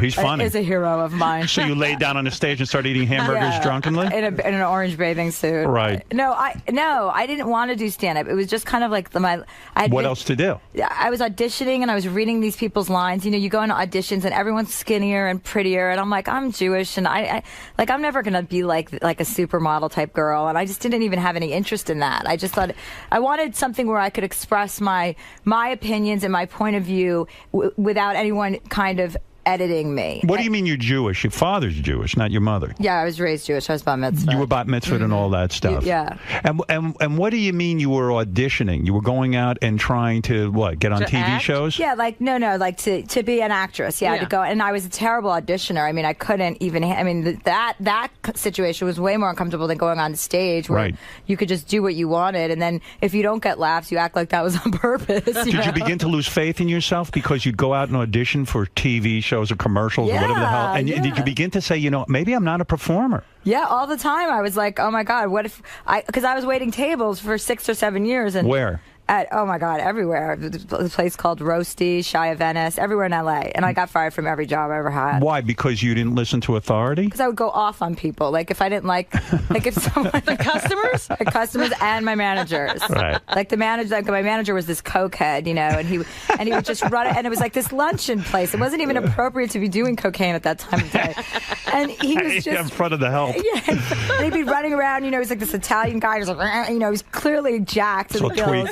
Yeah, and I just went off on him. I was like, "Can you just wait and do coke till when it gets dark out?" Like you can't tell your boss when to do like coke. A regular person, right? Or I would go off on people if they left me crappy tips. I'd be like, "You're an asshole," and because you'd have big parties, and people don't understand this in anywhere in tipping, and this is why I'm very sensitive to it because I tip like 500% when I go out because I know what it's like. Right. And you'd go, I had a table of these guys, and you always know it's bad when they start out like, "We're gonna take care of you. We got you tonight. Don't worry about us." I'm like, "Oh fuck." Means you're getting maybe 20% if you're lucky. There's not going to be anything over. Right.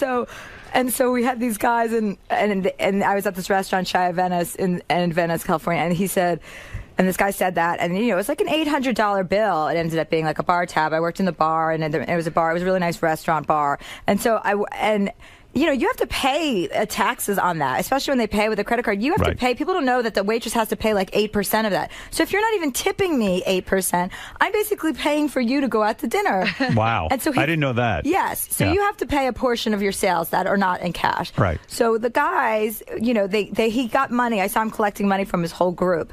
And then, on $800, he tipped me like $10. Wow. And I went right up to him in front of everyone. And I was like, and his last name was some Jewish thing. And I was like, listen, it's Jews like you that give Jews like me a bad name. Right. And I said, just so you all know, he tipped me $10, took your money, tipped me $10 on $800, and probably pocketed the rest. So have a great night, and congratulations on your friend. And you got fired for that. Well, yeah, I guess so. But yet you have a good point. In fact, I've gone to dinner with friends who I look over and I see what they're tipping, and I go, I would rather just pay the bill so I can give the waiter a decent tip. Absolutely. I don't trust some of the people that I dine with to do the right thing by tipping. So people are always like, Chelsea, you have to stop paying. And I'm like, I'd rather settle this. And I don't like people talking about spending money, like paying, like, I'll get this, you get that. It's like, just someone pay. Just somebody pay. I'm not splitting it. I'm not 8, okay? We don't need to split this. You know what I do? I sneak money into the thing after everybody's done. A psychiatrist. I have to go back to the table. A psychiatrist might say to you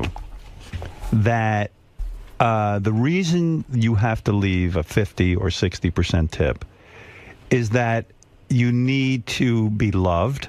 Yeah. And you need to be sort of the star all the time, that you're not willing to be a regular person and leave 20%. You think that's accurate about you? It sounds like somebody's been seeing a psychiatrist. Oh, 5 days a week.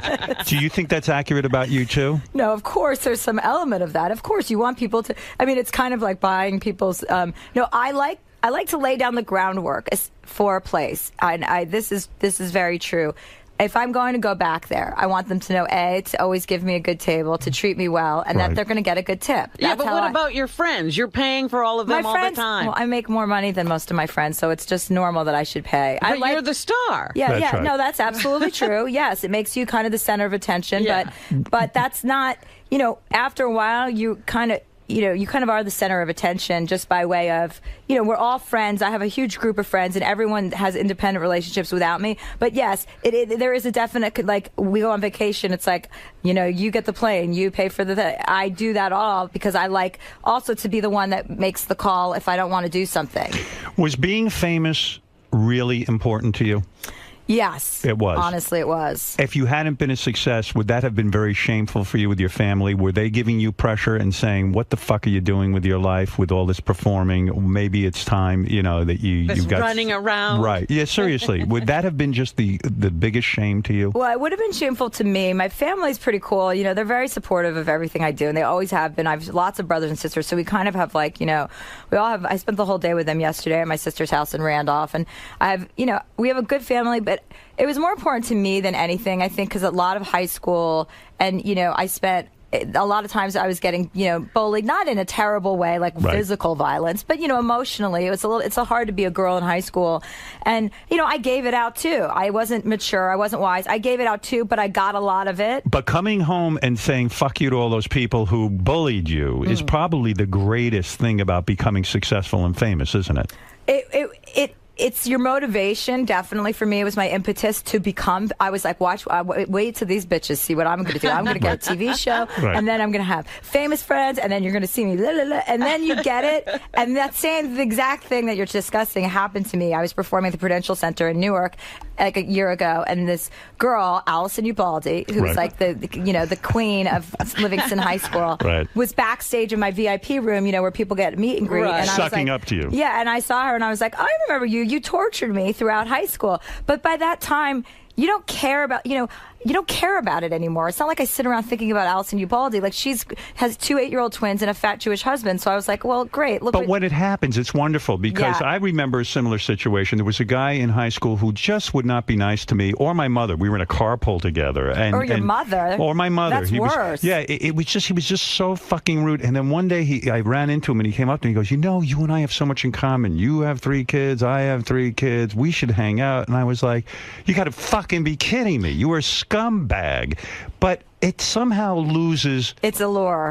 Absolutely. I thought it was going to be a great moment. I only felt bad for this guy. Like, I almost felt like he seemed like he was such a down loser. It almost didn't matter anymore, Yeah, that's exactly right. I mean, that's your impetus. And, when I say I wanted fame, as a young person, I really wanted to be famous, and my real goal was because of like these girls. I wanted everyone to know I was special, that I was talented, that I was different, that I wasn't just because my family was embarrassing. My dad was like a used car dealer. Our house was like the Sanford and Son of the neighborhood. It was fucking embarrassing. Is that true? Yeah. I mean, my dad's like a pig, and he's a really bright guy, but he's a pig. And he is he still alive?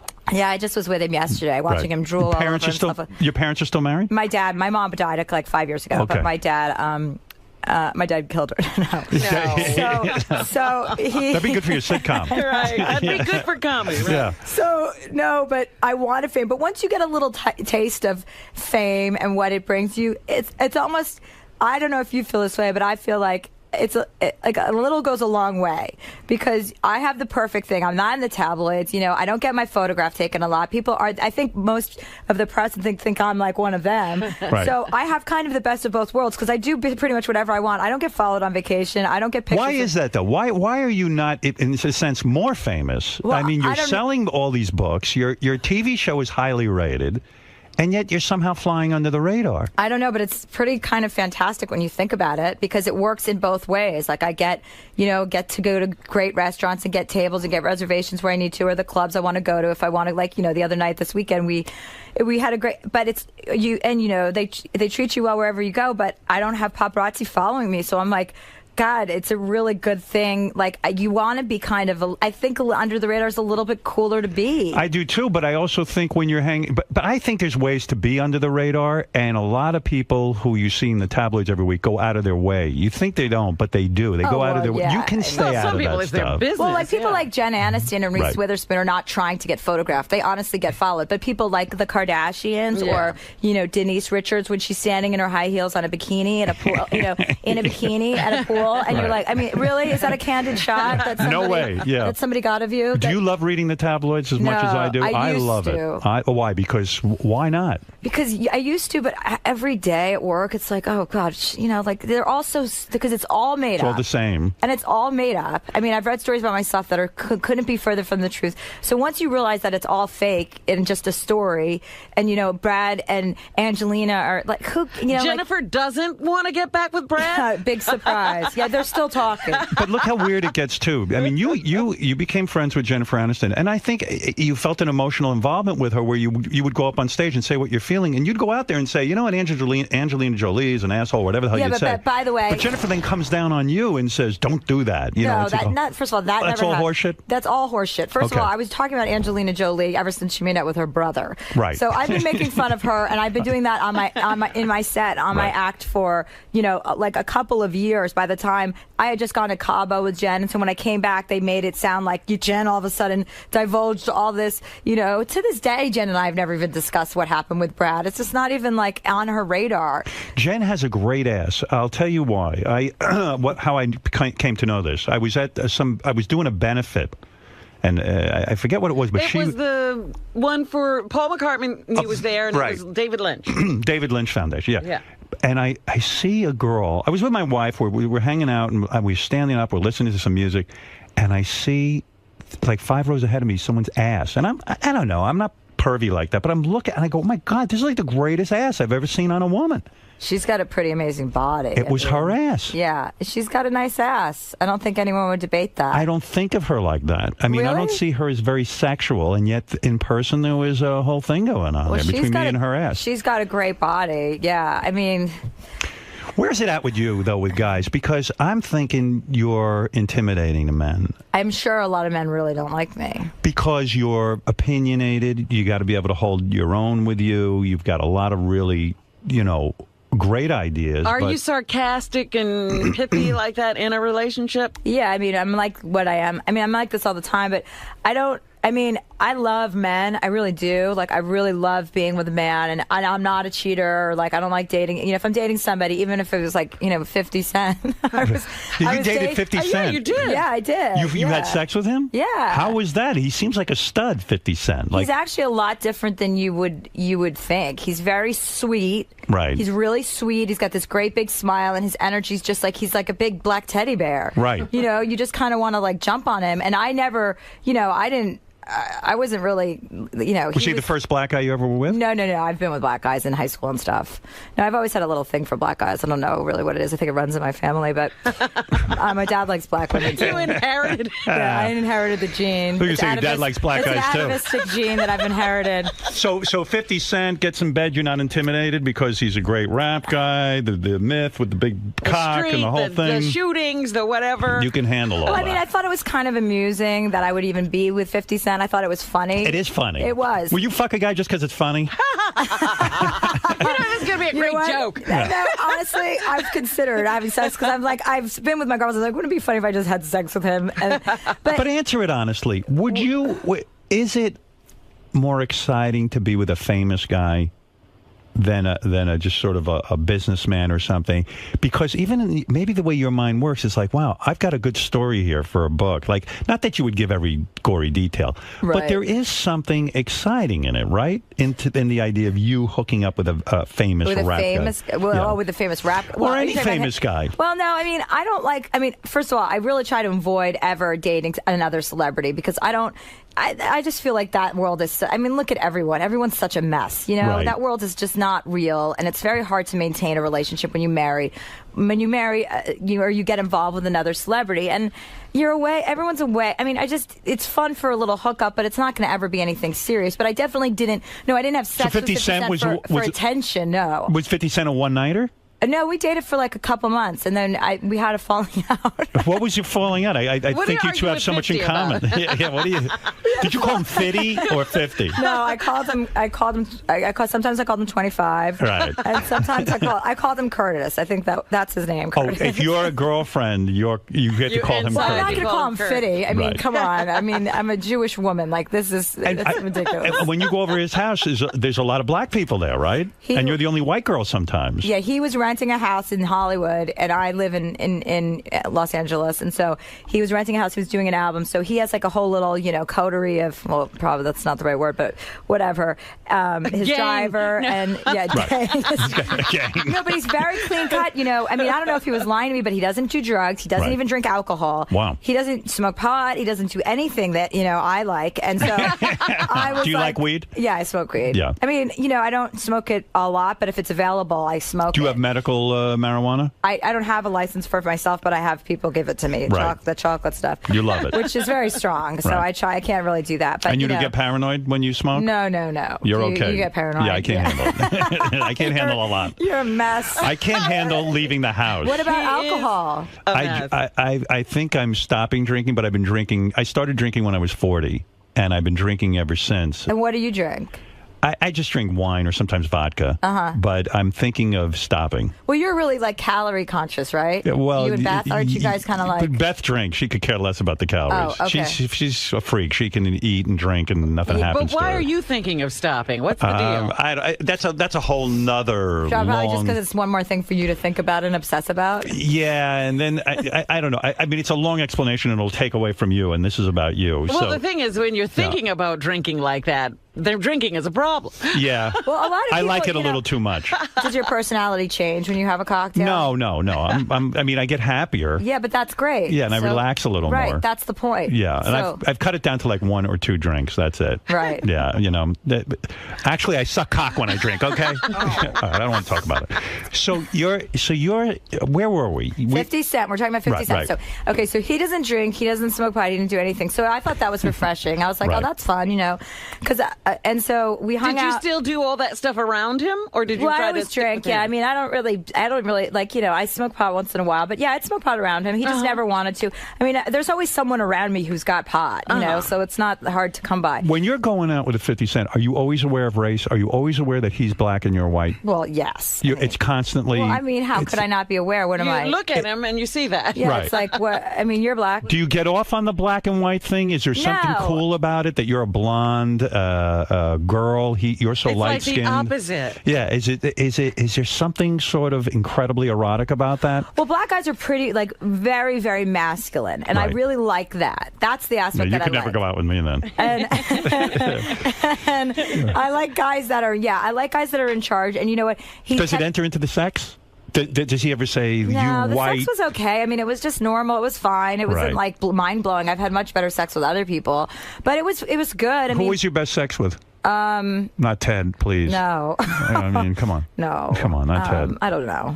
Who my best Andre, sex with that is. guy I met. No, I he don't seemed know. like a real nice guy. Your boyfriend over the summer. I yeah, liked he him. is a nice guy. I mean, I don't know what happened there, but he seemed very, very intelligent and nice. He's intelligent. Yeah, he's a guy. He's that relationship just ran its course.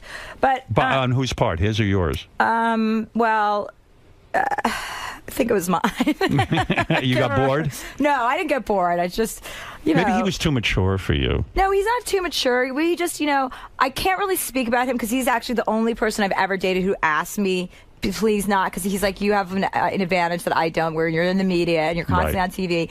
And he's got 2 girls whom I respect and like really cared about. So Right. I'd rather not discuss him just because he asked me not to. Do you get heartbroken at the end of a relationship? Do you have to like not date someone for a couple of months and like get over something, or are you just like sort of? I like to take breaks in between. I mean, Yeah. it's hard. I mean, you can fool around with people and stuff, but I mean, not really date again right after, And in between boyfriends, you won't use a vibrator on yourself? No. You're not that sexually driven.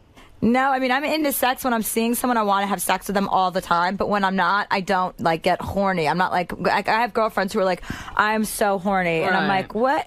Why? Like, what would? That's not your thing. No. Is it important to you to put on a presentation for a man? Will you shave your vagina for him? Will you do that whole? Will you take all the hair off? No, I have laser hair removal, so all that's left there is like an E and an exclamation point. And you're saying that works? Oh, that's good.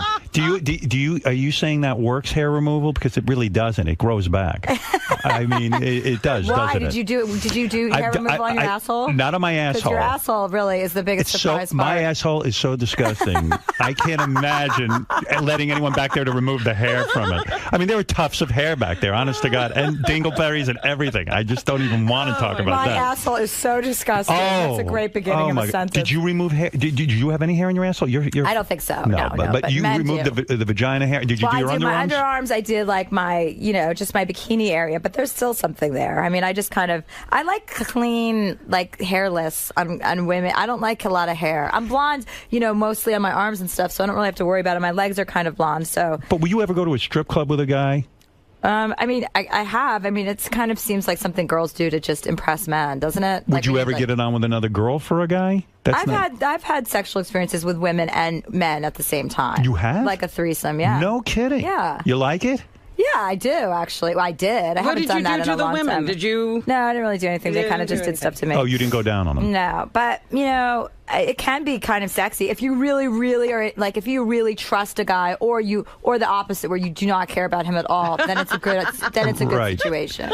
But you've never been in an experience where there were two guys on you. No. I don't think I can handle that. Too much going on. No, at I already once. had 50 Cent. That's like pretty much where I draw the line in the sand. Do you watch porn? No. I have. I don't on a regular basis. What was the falling out with 50 Cent about? I mean, what do you fall? I Oh, mean, so he seems like a stupid. nice guy. Well, it was so dumb. I mean, it's almost embarrassing. I can't really remember exactly the details, but I'll tell you what I can remember. Right.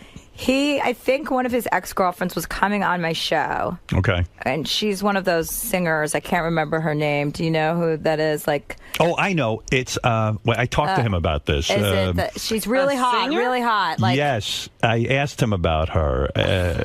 it'll come to me. Exactly. Like, this is who it's so stupid. 'Cause There I was don't some even know girl who he this was. is. Yeah, right. Okay, so anyway, he was dating her, I guess, previous to me. And, we were in a very exclusive relationship. Really? No, he sent me a bunch of flowers. Yeah. This is how it started. He sent me like flowers. He was on my show, and he was cute. I flirt with all the cute guys on my show, and I thought he was just adorable. Right. And then he started sending me flowers, and I was like, but ridiculous amounts of like 50 white roses, and it was Right. like laughable. I'm like, get these out of my office. This is so embarrassing. Right. Then he started to call my office, and my assistant was like, okay, 50 Cent is calling, and I swear I think it is him. And I'm like, oh my god. Liked you. So I got on the phone and he's like, and he's very much, it's like he talks, he's not a grammatical genius. So Yeah, right. it's kind of like silly because I'm like, this is so stupid. He's like, Can you "Hey." go out with a guy who doesn't know grammar? No, I can't. I Right. mean, you I should mean- have seen some of the texts he used to send me. I was like, oh my god. Were you correcting the spelling? No, and I wanting... didn't even bother. I'm like, as if he's all of a sudden going to get an education now. Right. But it is She's such a doing turn. okay without one. But it is such a turn off to I know. women when a guy like my grammar is not great because you should see where I went to school. But my grammar is not great sometimes, and Beth will get really irritated with me because she'll correct my grammar. Oh, Because, really? Yeah, because I know how important that is. I mean, you want to feel like your man has his grammar together. Yeah, at like I least. won't even write you as you in an email or text. Really? Like Right, that right. annoys me so Yeah, much, me and too. I hate people. I Like, have to abbreviate. I can't even it took me like 5 years to be able to write OMG just because it saves me time. But like I've never in my life written LOL. I find it to be. It's like if you're so busy laughing, then how are you texting? Like what do you mean? No one is. LOL? No one's no one is LOL. laughing. Right. Yeah, no one's laughing. It's all bullshit. No one's laughing. So okay, so anyway, so he sent me. So he called me on the phone. Finally, I picked up the phone. I had avoided him for a couple days. Vivica Fox. No, she's not a singer. That's why I didn't say her she's- name. No, but she's kind All of. right, but go ahead. Yeah. Anyway. Right. It was. I'll remember the name before I leave. And so- Shaniqua Thompson. Yeah, it was Yeah, there you definitely go. Shaniqua. Yeah. All right, but anyway, so go ahead. You were saying LaForcia. he was texting you. You were willing to overlook the grammar. You were No. He wasn't texting me first. First, he sent me all these flowers, right? He Right. kept calling my office, and I just kept saying, I'm out. I'm not telling him I'm not here. Right. Finally, I picked up the phone, and I'm like, what's up? And he said, hi, I really like to... He said some silly line, but it was very cute, and like, I was like, oh, he's sweet. Like, he's not like carrying a gun right now. and I was going to Nashville, maybe, or New Orleans, or one of those places. I was going to Nashville, I think, to do a show. I was on tour for my last book, and I was going on tour, and I said, I'm going to New Orleans because he's like, I was in LA, and I was trying to get a hold of you, and I said, oh, well, I'm, and he said, I'm in New York now. I said, oh, well, I'm going to Nashville this weekend. He said, can I meet you there? And I was Right. like, yeah, why not? And so he came to Nashville to my show, and then, we had sex, and then then he moved to LA because he was tape recording, and so we just kind of saw each other for Nothing 2 months. freaky sexually. It was just kind of No, normal. it's pretty Didn't try to put it normal. in your backside. Anything like that. No, none of that would not Why have should he fit do there. that? I don't know. You So- don't go for that, do you? That's nonsense. No, but I'll ask him if he wants to fuck you in your hairy asshole. Hairy asshole. You think he I'll would? never forget that line. I have a really hairy asshole. That's a Well, really I mean, great- every guy does. It's like, you know what? It's probably mine's not even that hairy, but I mean, I know there's some hair in there. I can pull So on what it. did you get lasered off if you didn't get that? I had hair over here on the back of my oh, arm, no, and I I said, totally get I can't that. stand it. So my wife was getting her bikini line done. I said, hey, laser off these hairs. I went 6 fucking times like they told me. This shit grew back even thicker. I mean, Really? yes, It did? it did.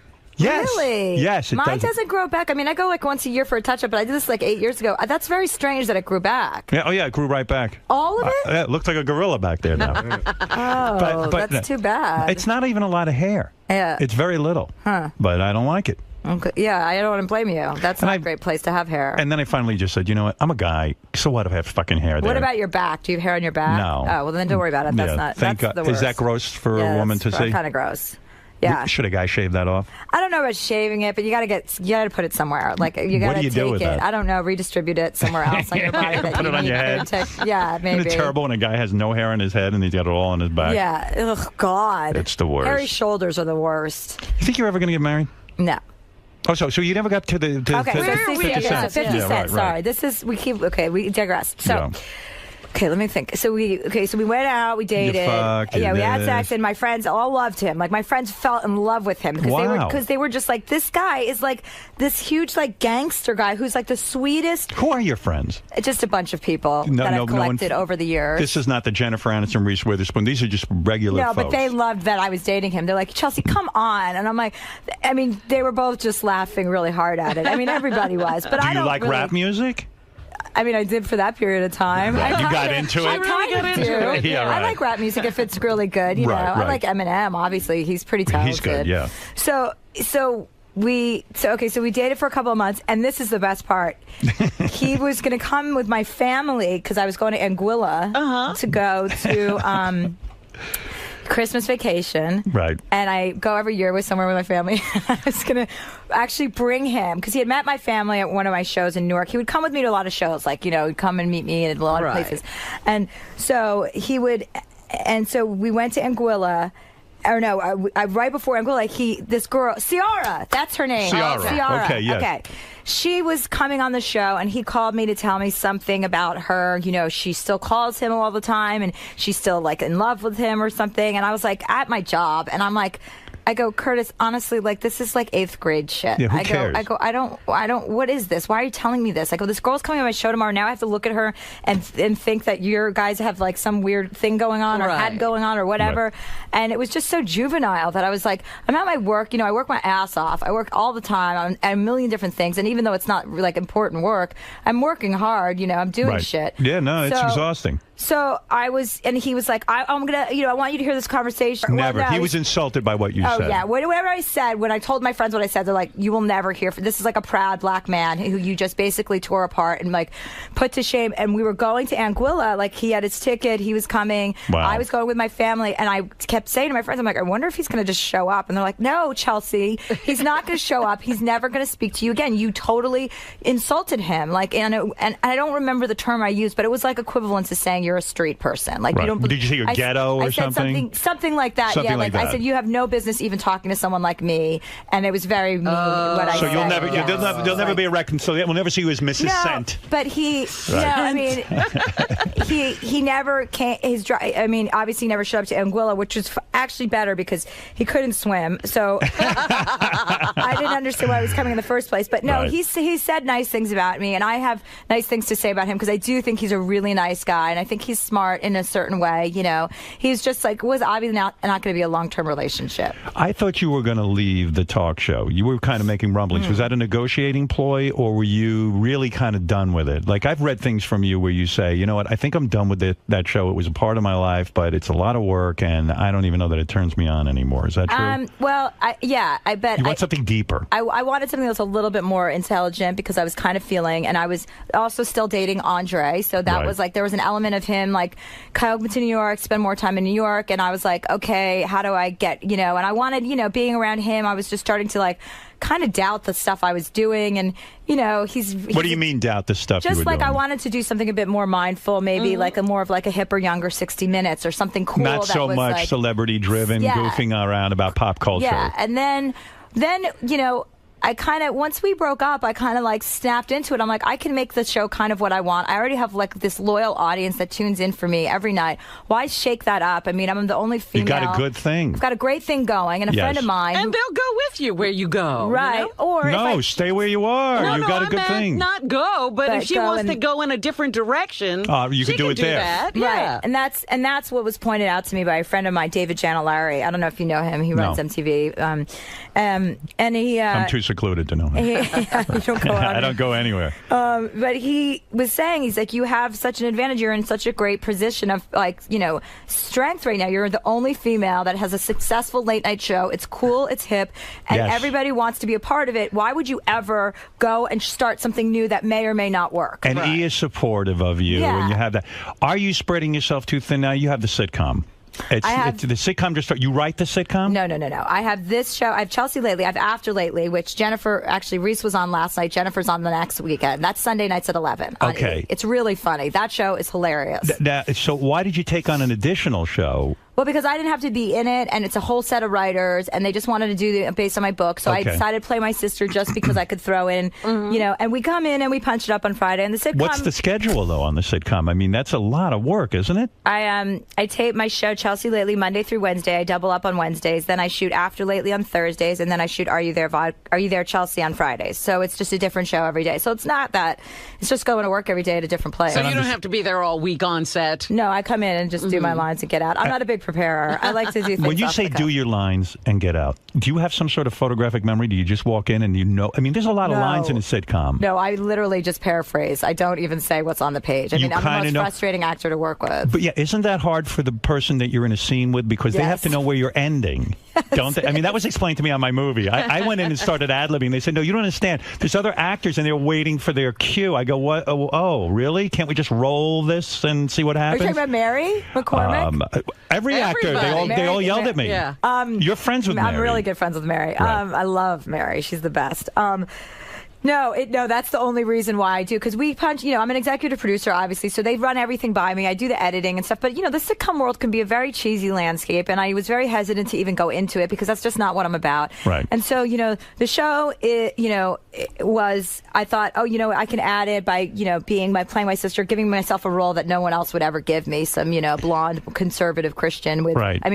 brunette, that, gives birth in the first episode. So the show actually... Who approached you to do the show? Tom Warner. Oh, okay. And so when he approaches you, you have to really sit down with whoever advises you and say, is this really me? I'm not a sitcom person. I got to be really careful. I could fuck my career up. Yeah, well, but the thing is, I have, several, the thing is, the worst thing that could happen is if this show doesn't work, I have 2 other TV shows. Right. I'm in a pretty fortunate place, and I'm aware of it. And at some point, you can't worry so much. You got to be willing to take some I'm risks. not like that. I'm not a nervous Nelly anymore. You're not neurotic about your career. No. In the beginning, you were. Yeah, I was much more worried about what people thought. Now I'm just like, you know what, if someone gets pissed off or they're not, I'm like, well, that'll blow over. They'll get over it. I don't really care. I have too many things. There's so many things going on. It's really hard to focus that much, which can be advantageous, and then the opposite, because you're not putting enough effort in, or you're putting, too much effort in. But, After Lately and Chelsea Lately are my 2 babies, and then Are You There, Chelsea is a sitcom. It's getting really good. I was really concerned because I didn't think it was very funny in the beginning, but it's gotten really good as the episodes come on. People will see that. So people have to watch it, is what you're saying. Yeah, they should watch it if they want to. If they don't want to, then don't watch it. So now summing up. Let's take a look at the landscape. In summation, I think you had a good time here today. I did. I think it was fun. I'm so glad you're finally here. I've been wanting you to be on this show forever. Well, now I'll come back all the time. I don't know why I haven't been on the show. I asked them that. I called you guys, by the way. I said, I'm coming to New York. I'd like to be on the show. Well, that's how you get on the show. Yeah, Gary doesn't want to approach anybody. Are other comics nice to you? Yeah, to my face, but I'm sure that I'm sure a ton of them hate me. I always hear about things that people say about me. And Female comics? Yes, are they jealous? Really? What have you heard I've that just has heard been that. negative? I've heard that, I can't believe she has a career. It's such bullshit. And your career she's not is bullshit. funny, and she's not, and she's just, she only has a career because she fucked Ted Harvard. It's like, really? What does that have to do with anything else that has happened in my life? But I don't, those are girls. I'm a girl's girl. I love women. Are you? Yes. Yes, I am. I'm a very, very big proponent of giving women jobs and bringing them up and making them, I don't need all the attention. I want everybody to get the attention, and there's room for everyone. And I truly believe that. And it's not me being corny. And any girl that talks badly about other women, I just don't want around me. Who hates you? Joan Rivers was critical of you at one point, wasn't she? Well, Joan Rivers. I mean, what the fuck do I care about Joan Rivers? You don't care. It doesn't bother you. It does bother you. I saw Joan Rivers the other day at E, and she said, "Hi, her and that daughter." Melissa. Yeah. And you don't like Melissa? No, I mean I don't not like her. I mean, Right. but I don't think about either one of them ever. So the fact that Joan Rivers, she got up and made this speech. We were at a Comcast event, and they're giving me Conan's old stage at Universal. Right. They're giving me this huge stage, and so they announced that. They make this announcement at this Critics Association, and Joan Rivers gets up and she's like, "Well, I would like to thank Chelsea Handler for giving me a career in comedy." And then says, and then she goes, and congratulations on your stage, Chelsea. She goes, because I don't even have a dressing room. And I'm like, fuck off. It's not my fault you don't have a stage of your own. That's your problem. Yeah, why is it related to you? Why are you? I mean, she was trying to be funny in the most innocuous way without being, but I could tell, oh, this is a woman. And she has said, I've heard she said things about me. I don't remember what they are, but yes, of course. But I like what you're saying. I like your attitude that you're saying, look, I know how hard it is for a woman to make it in show business. I know that in life, women knock other women, and it's so fucking debilitating because we get knocked enough by men, is what you're saying. Yes. And so you're a big proponent of trying to help women out and give them a shot if you can hire them, I guess. Yeah, I mean, absolutely. And I think, as a woman, my sister once said to me, because I got really jealous of a girlfriend once because she got this, signed with some dumb agency, that wasn't even important. But I was, 26 at the time, was a big deal. Right. And I called my sister and I said, I had these really bad feelings. I feel really jealous of my girlfriend. And I hate this. I'm jealous that she got it. I didn't. I'm the one who's been doing stand-up longer. I'm the one who works harder. And she's like, Chelsea, it's okay to feel that way. Just don't ever act on that. She goes, that's your friend. Be supportive. There's room for everyone. Doesn't take away from you. But right. And that's the thing, especially with the landscape now. There is room for everyone. There's 50,000 networks on television. Did you ever audition for Saturday Night Live? Did you ever see that? No. You didn't? No. You didn't think, hey, that might be a way to break in? Kind of like a nightmare. Characters. I don't really do characters. That's not you. No. But I could see you saying, hey, maybe I should try that avenue when you were first trying to make it. You know what I mean? Yeah, I could see that. But no, I mean, I would have to prepare too much. I don't really like to prepare is my problem. I'm not really good at getting ready for something. I just kind of just show up and wing it. You had trauma in your life when you were 7. You walked in and your parents having sex. Is that right? Yeah. Is that is that still vivid to you that you can see that? No, because there were so many other times I saw them having sex after that I was. You did? Why were you always a regular thing? What is it, Gary? Does she have to leave? No, not at all. Oh, okay. I wanted to ask about something in her book because Will and I were going over the stuff. And we Is this how this works? You just walk in? Yeah. It's everybody. It's a free for all. What have you been doing this whole time since? I actually was giving Hannah a tour. That's right. Yeah. Oh, my friend Hannah is she's with me. She's huge fan. So it said Chelsea. It's in her book. Chelsea once wanted to throw a party in the house and needed to get her father out of the house, so she called the police to report him for child molesting. That's a joke. Yeah, that was a joke. I would assume. You can't tell. No, Will and I weren't sure. How come I know? Right. What am I, a rocket scientist? And when her father got out of prison, he forgave her. That's it. Yeah, right. After his short stint. Yeah. But what a great thing to tell the kids out there so that they do that as well. I'm just trying to help children. And your books have all done really. When you're on the New York Times bestseller list, right? Yeah. You were number 1, number 2, and number 3 spots on the New York Times bestseller list. Do you have to sell over 1 million copies to get on the bestseller list, or? No, it's the first week. You've had books. Yes, know. but I'm acting like I don't know. Oh, anything. okay. Yeah, well, let me ahead. explain to your audience. You have to just sell the most that week. So to get on it. To be on number 1, it can be different at any time of the year. If somebody's, say, Karl Rove had a book out when my book came out, one of my books came out on the same day. So he sold something like 75,000 copies in the first week, and I sold, 80,000. So, or you could come out, you can have your book released at another time during the year, and somebody can sell 15,000 and you sell 20,000, whatever the most units are that week. So you just kind of want to time it where you're going to be the one that pops. But, All right, listen. I've kept you here long enough. You've talked and yented it up. You've yented it up for an hour. We learned the whole 50 Cent saga. I know. I've been dying to get that off my chest. There's so many people who are on the phone. All right, go ahead, King. What's your question? there's two things. I always fantasize about her feet. How do they look, Howard? Do they? Chelsea, what about your feet? King of All Blacks has mentioned that he has a foot You want to fetish. see my foot? Yeah, let me see your foot. Show it to me. God, I wish I was there. Well, you'll see it on Howard TV. Those are my feet. Well, they're It's a nice feet. respectable Thank foot. You. You've got an attractive foot, I got to say. I have decent feet. Yeah. Have guys ever gotten freaky with your feet? They What, want to you- sniff them. They want to jerk Have you ever off had on one them. of those foot fetish guys? Right. Yeah, I think I dated somebody. He used to like to suck on my toes all the time. I don't see you swallowing a man's load, so to speak. Well, I'm glad that imagery isn't out there for other people. That's nothing that you did with 50 Cent, I hope. What do you think? I think you did. I don't know. I don't know what you're up to. A couple of vodkas and I God don't know knows what what's you're going. up to. All right, let's go to Let's go to Dan from Dan Kishman took us around from Fort Wayne, Indiana. Go ahead, Dan. Hi, Howard. How you doing today? All right. Chelsea, I hear you laughing there, but you came on. We're having fun. Yeah, I hear you, but please don't cut me off, Howard. I got something. Quickly. Come on, get to the I point. had things to get to. Go ahead. 50 Cent's you said he can't swim, which is pretty racist. He's one of the most. It's a joke. He's one of the most. No, he really can't. Oh, he can't swim. Lots of blacks can't A swim. lot of black people don't have that advantage It's in life. not racist. It's not racist, It's true. it's true. I can't swim. She's using it. But Robin has an extra bone in her ankle. She's using his name for publicity. Please get this off the radio, Howard. Oh, well, you see, whoopsie. sometimes when I thought it was refreshingly honest to It talk about was. your love If I was affair. using him for publicity, I probably would have used it a long time ago when I needed it. She didn't right. bring it up. We did. Rick, final Actually, I did question. bring it Go up. ahead. I was trying to help. Quickly. Go quickly. Thanks, King. Chelsea, were you spanked growing up, and do you like to have your ass spanked now? Would you ever allow a man, because you are empowering other women and stuff, can a man get physical with you? And you see, you would make me nervous in bed because I think you'd be laughing at me. No, I mean, And no. judging I me. wouldn't mind getting smacked in the face once in a while because I think I probably deserve it. No.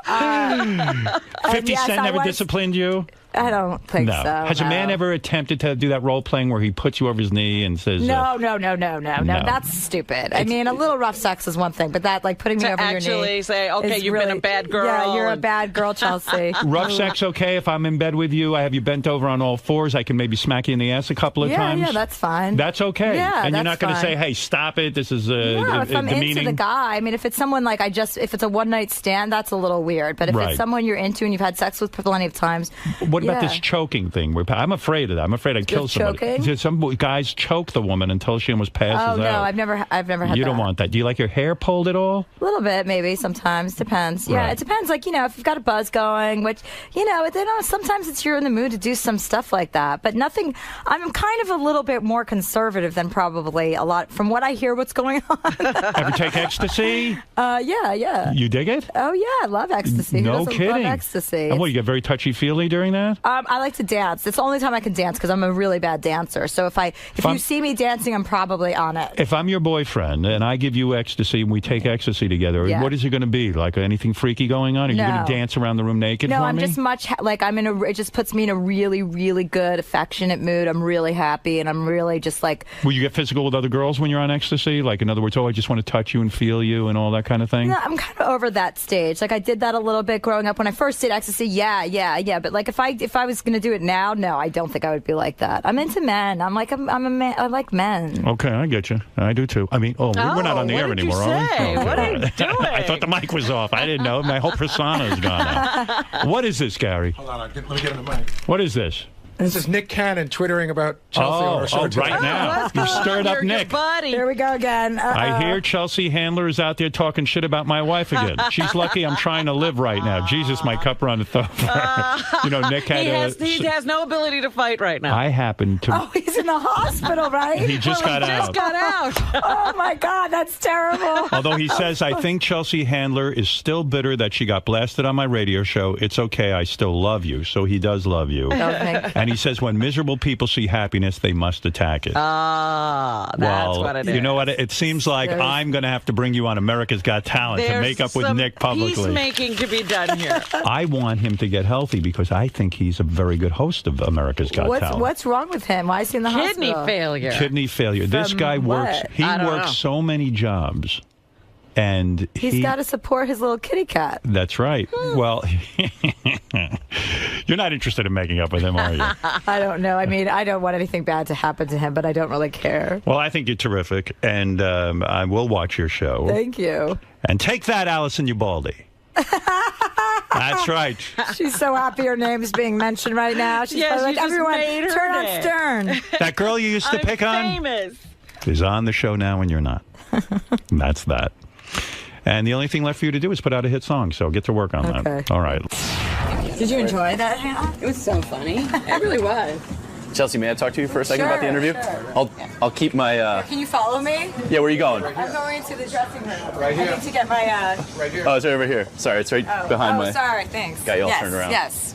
I'll stay a little further away this time. I got very close to you before. I apologize. That's okay. So you guys totally hit it off in there. I mean, that went Yeah, very, that was very really well. Fun. There's I had a great time.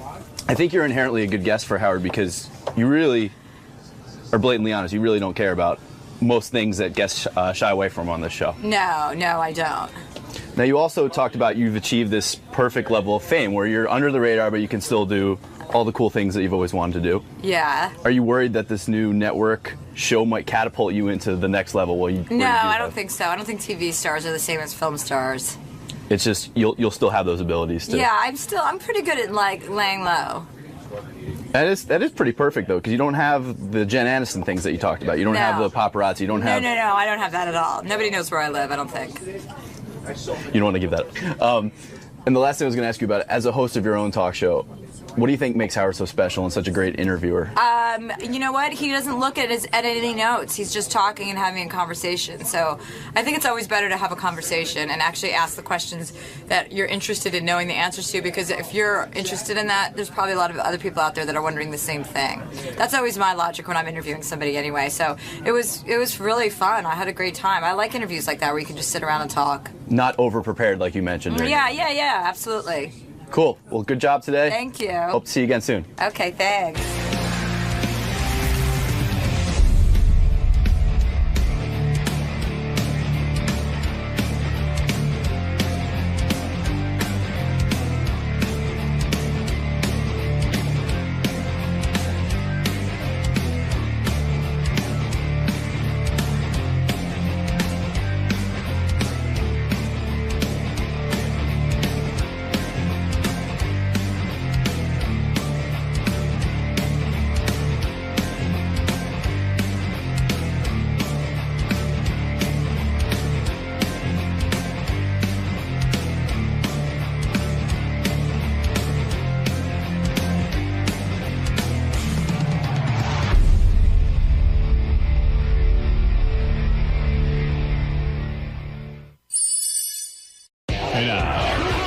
You don't even seem to understand the show.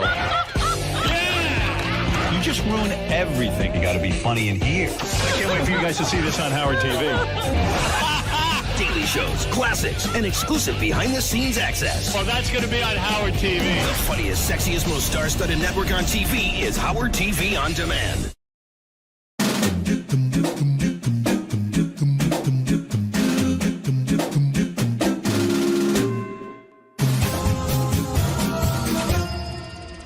Hey Stern fans, welcome to Fine Time, the show where you, the fans, get the opportunity to ask questions and interact with your favorite Stern Show staffers, whack packers, and celebrity superfans. I'm your host, Rachel Fine. Now, if I asked you to spell the word red, and the first thing that came to mind was Leetrd, then you know exactly who my guest for today is. It doesn't matter if he's his pants and blaming someone else, or answering every question with the word me, or making truly unique sounds while vomiting. We can't help but love him. His antics and costumes have kept us laughing for years, and he never ceases to amaze us. He may weigh 648 pounds and be under 5 feet tall, but in the Stern world, he is a giant of a man. Ladies and gentlemen, it is truly my honor to introduce you to a man who is as bad as can, the one, the only, Beetlejuice. Hi, Beat. How you doing? I'm doing good. How you doing? I'm doing fine, honey. Are you excited to answer some questions today? Oh, sure. A lot of people have things to ask you. Right. All right, well, I'm going to jump right in because we got some burning questions here. Mm-hmm. Our first question comes from Martin W., and he asks, Do you think it was inevitable that the Industrial Revolution would result in vast global unemployment? I think it does, yeah. Why do you think that? Because people play basketball because that's their life. That's what they prefer to do, is play basketball. Right. Were they playing it in the Industrial Revolution a lot? Yeah, probably, yeah. Okay. So would we stop playing basketball in order to fix the economy? Mm-hmm. Okay, so maybe just chill out on the basketball. Probably chill out basketball. Probably chill out on basketball. That makes sense.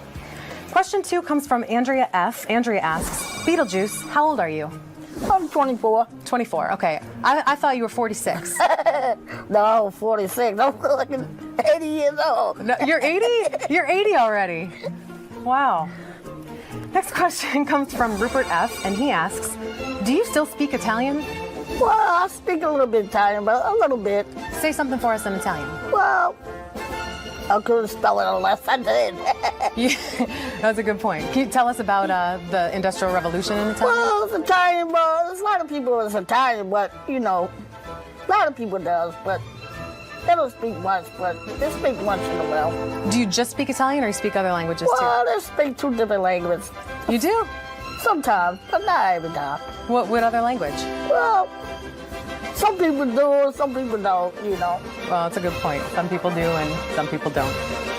Next question comes from Todd C. Todd asks, have you ever been in love? Well, maybe twice. I don't know, maybe once in a while. Once in a while you've been in love. Who were you in love with? Hey, I've been in love with my wife for 10 years. Really? Yeah. You guys are still madly in love. Oh, yeah, we're still in love. What kind of romantic things you do for her? Oh, all day long. All day long you're doing romantic stuff? Oh, yeah. Like what? All day long. Oh, you're putting a lot of time into that romance. Oh, yeah. The candles, bubble baths. Oh, yeah. Take her out to dinner. Probably that. Yeah. Probably. Yeah. Well, she's a lucky woman. Next question is from Joseph M. Joseph asks, who is your favorite person on the show? And you can't say Howard. Well, no. Oh, Howard. No, I ain't gonna say Howard, but he's just a guy, he's just a friend. Yeah, he's just a friend. There's nothing going on there. He's just a friend. Yeah, that's all. Nothing going on. Just dispel those rumors right now. There's nothing going on with him and Howard. I love you, Howard Stern. I wish you well. Happy landing. So who is your favorite person on the show? Well, my favorite person on the show is, I don't know. I probably just hate the goddamn guy. Which guy do you hate? Hey, Benji? Yeah. Oh, Benji. You hate him. He's not your favorite. Nah. Okay. So we've taken him off the list. Oh, yeah, he's the worst. He's the worst. What's he done to you? Me? Oh, he likes to fight with people. He fought with you? Oh, he used to fight with me. One time he used to come in here. He used to be in the back. They used to have him doing things all the time. Yeah. Come in all the time drunk. Oh, he was fight drunk. with people, fight with Howard, fight with everybody. He was drunk and fighting you? He fights everybody. Him, Benji, him, me, Howard, whoever, who else. Will you guys ever box? Me? Yeah. One time I broke his nose. You broke his nose? Yeah. Really? Yeah. Oh, man. That must have hurt. Did he hurt you at all or no? Oh, he ain't hurt me. I hurt him. You knocked him out? Yeah, broke his jaw, yeah. Howard was there during the fight? No, I was there. He was sitting there when I broke his jaw. Did he jump in the fight with you? No, just you. I was sitting right there. Okay. And then you just jumped up and broke his nose? Yeah. We better watch out. Next question comes from John V. John asks, can you please name our last 5 presidents? 5 presidents. Well, the only person we got is it's not 5 of us, but it's only one person, one judge. Who's the judge? Well, one president is just all presidents the same name. They're all named president. Yeah, that's a good point. Yeah. That's a good point. Have you ever thought about running for president? Well, I could have, yeah. Yeah, why didn't you? If I wanted to, I would. Yeah. I'm running for president, you motherfuckers. I'm running for president, you motherfuckers. Yeah, I think you'd be great. Well, if I wanted to be president, yeah, I'd take it. Yeah, you take it. No problem with it. What kind of big changes would you make for our country? For our country? In New York. Well, in New York, you'd make some change. Just in New York, you wouldn't make any changes around the rest of the world. No, I wouldn't make no changes. I just leave this the way it is, the way we doing it. And just have a party. Be president, have a party. Yeah, president has parties. They do what they do. Have lunches. People do what they do. You'd have some lunch and you do what they do. Well, we does. It's truer words were never spoken. Next question comes from Joe P. on Facebook. Joe wants to know, how do you feel about Occupy Wall Street? Well, Wall Street? I've been doing it for 10 years. Everybody knows that. You've been doing Occupy Wall Street for 10 years? Oh, yeah, 10 years. A lot of people know that. What were you doing down there? Well, people live down there. Yeah. People can do what they want. People live down there. People live there. People have houses there. People do what they want because they live on their land. That's what they do. Yeah, they're just doing what they want. They can do what they want because they live on their land. And why do you think they're protesting? Well, why they're protesting? Because they wanted to see people want to make money. So they're protesting to make the money? They wanted to make their money. They make their money. Some do, some don't. What do you suggest the people who don't make the money should do? Well, they should have an office. That's what they should do. Go get an office. Build an office and do something. That's a good point. Build an office. That would help. Next question comes from Ari M. Ari asks, Beetle, what are your favorite stock picks for the year? My stock pick? Yeah. What should people invest in? Well, they always invest in anything. Yeah. Well, people do what they had to do, they do it. That's a good point. So should they invest in any particular companies? What's in your stock portfolio right now? My stock? Yeah. It's building a company. That's what it is. That's make people making money. Yeah. So if they just build the office, right? Don't even invest in a stock. No, you can put it in stock, but as long as people making their money, yeah. Next question is from John M. Beat, do you brush your tooth? Me? Yeah, I brush my teeth. Yeah. Every day? Every day. Every single day? Morning and night? Morning and night. Every single day. Every single day. You floss it too? A couple of times, yeah. Yeah, all right. That's good. I can tell that there's some oral hygiene going on. Next question is from Irvin H. Irvin asks, hey Beetle, are you doing any more movies? A couple more days I will, yeah. What kind of movie? I don't know. It's take me a while to do it. Yeah. What's the movie about? Well, it just people like to watch it. Yeah. You know. Oh, I want to watch it. It takes me to a couple of weeks or another 2 weeks or so. 2 or 3 weeks. And what's going to happen in the movie? I got a couple of people I have to meet. Yeah, and then you'll get started on the movie. Yeah. Okay. I just had that started another 2 weeks or something. Are you writing the movie too? I'm writing the movie, yeah. And you're directing it? Yep. And you're doing the whole thing, and you're a star in it? I'm doing the whole thing. The whole thing. You're going to write it, direct it, star in it? Write the whole thing, yeah. Tell me about the movie. What's this movie about? I don't know. I think you've got an Academy Award in your future.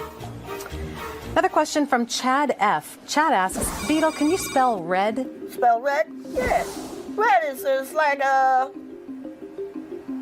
chalk, like crayon, whatever. Yeah. How you spell it? Spell red. L-A-T-E-R. Oh, crayon, L-T-S. LTS. Yes, crayon. LTS. This has been really enlightening. You've taught me a lot today, Beetle. Yeah, it's a lot of things. Yeah, there's a lot of things. I want to take a minute to genuinely, from the bottom of my heart, thank Beetle for sitting down with me today. This has been pretty fun, huh? Thank you. I appreciate it. Yeah. Thank you for sending in all of your questions. Keep sending your questions in. You can send them via Twitter, Facebook. You can send video submissions and be a part of the show. You can email us. Just remember to keep sending them. And also remember that this is your show, so don't screw it up. Until next time, I'm Rachel Fine, and I hope you had a fine time. And Beetlejuice, too. And Beetlejuice, too. You want to give the audience a message? You want to say hi to them? Thanks, Artie. I like you guys. I like you guys, too. Oh, like you guys watching. I like them. I love them. You love them? I love the guys. You love the world. What he said.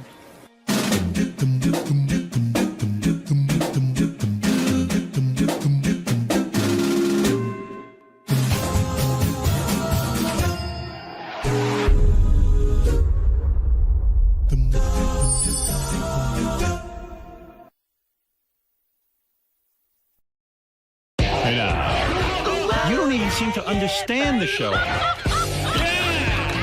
just ruin everything. You got to be funny in here. I can't wait for you guys to see this on Howard TV. Daily shows, classics, and exclusive behind-the-scenes access. Oh, that's going to be on Howard TV. The funniest, sexiest, most star-studded network on TV is Howard TV On Demand.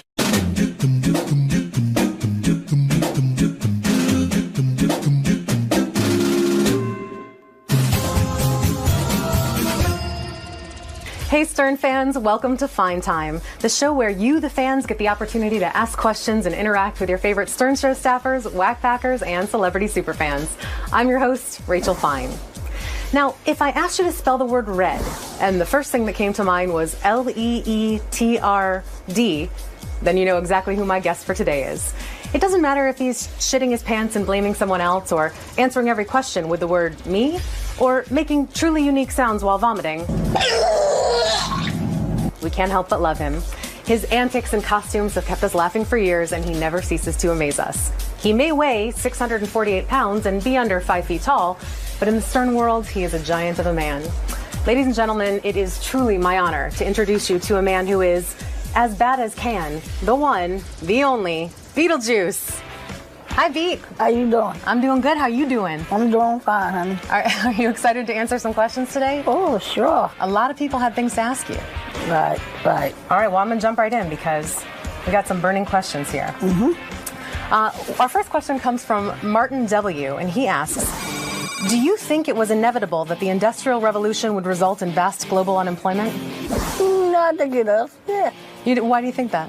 Because people play basketball because that's their life.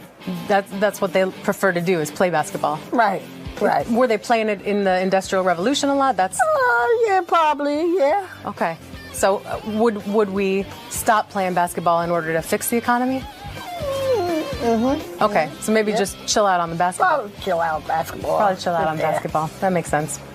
Question 2 comes from Andrea F. Andrea asks, Beetlejuice, how old are you? I'm 24. 24, okay. I thought you were 46. No, 46. I'm like 80 years old. No, you're 80? You're 80 already. Wow. Next question comes from Rupert F., and he asks, do you still speak Italian? Well, I speak a little bit Italian, but a little bit. Say something for us in Italian. Well, I couldn't spell it unless I did. Yeah, that's a good point. Can you tell us about the Industrial Revolution in Italian? Well, it's Italian, but there's a lot of people that's Italian, but, you know, a lot of people does, but they don't speak much, but they speak once in a while. Do you just speak Italian, or you speak other languages, too? Well, they speak 2 different languages. You do? Sometimes, but not every time. What other language? Well, some people do, some people don't, you know. Well, it's a good point. Some people do and some people don't. Next question comes from Todd C. Todd asks, have you ever been in love?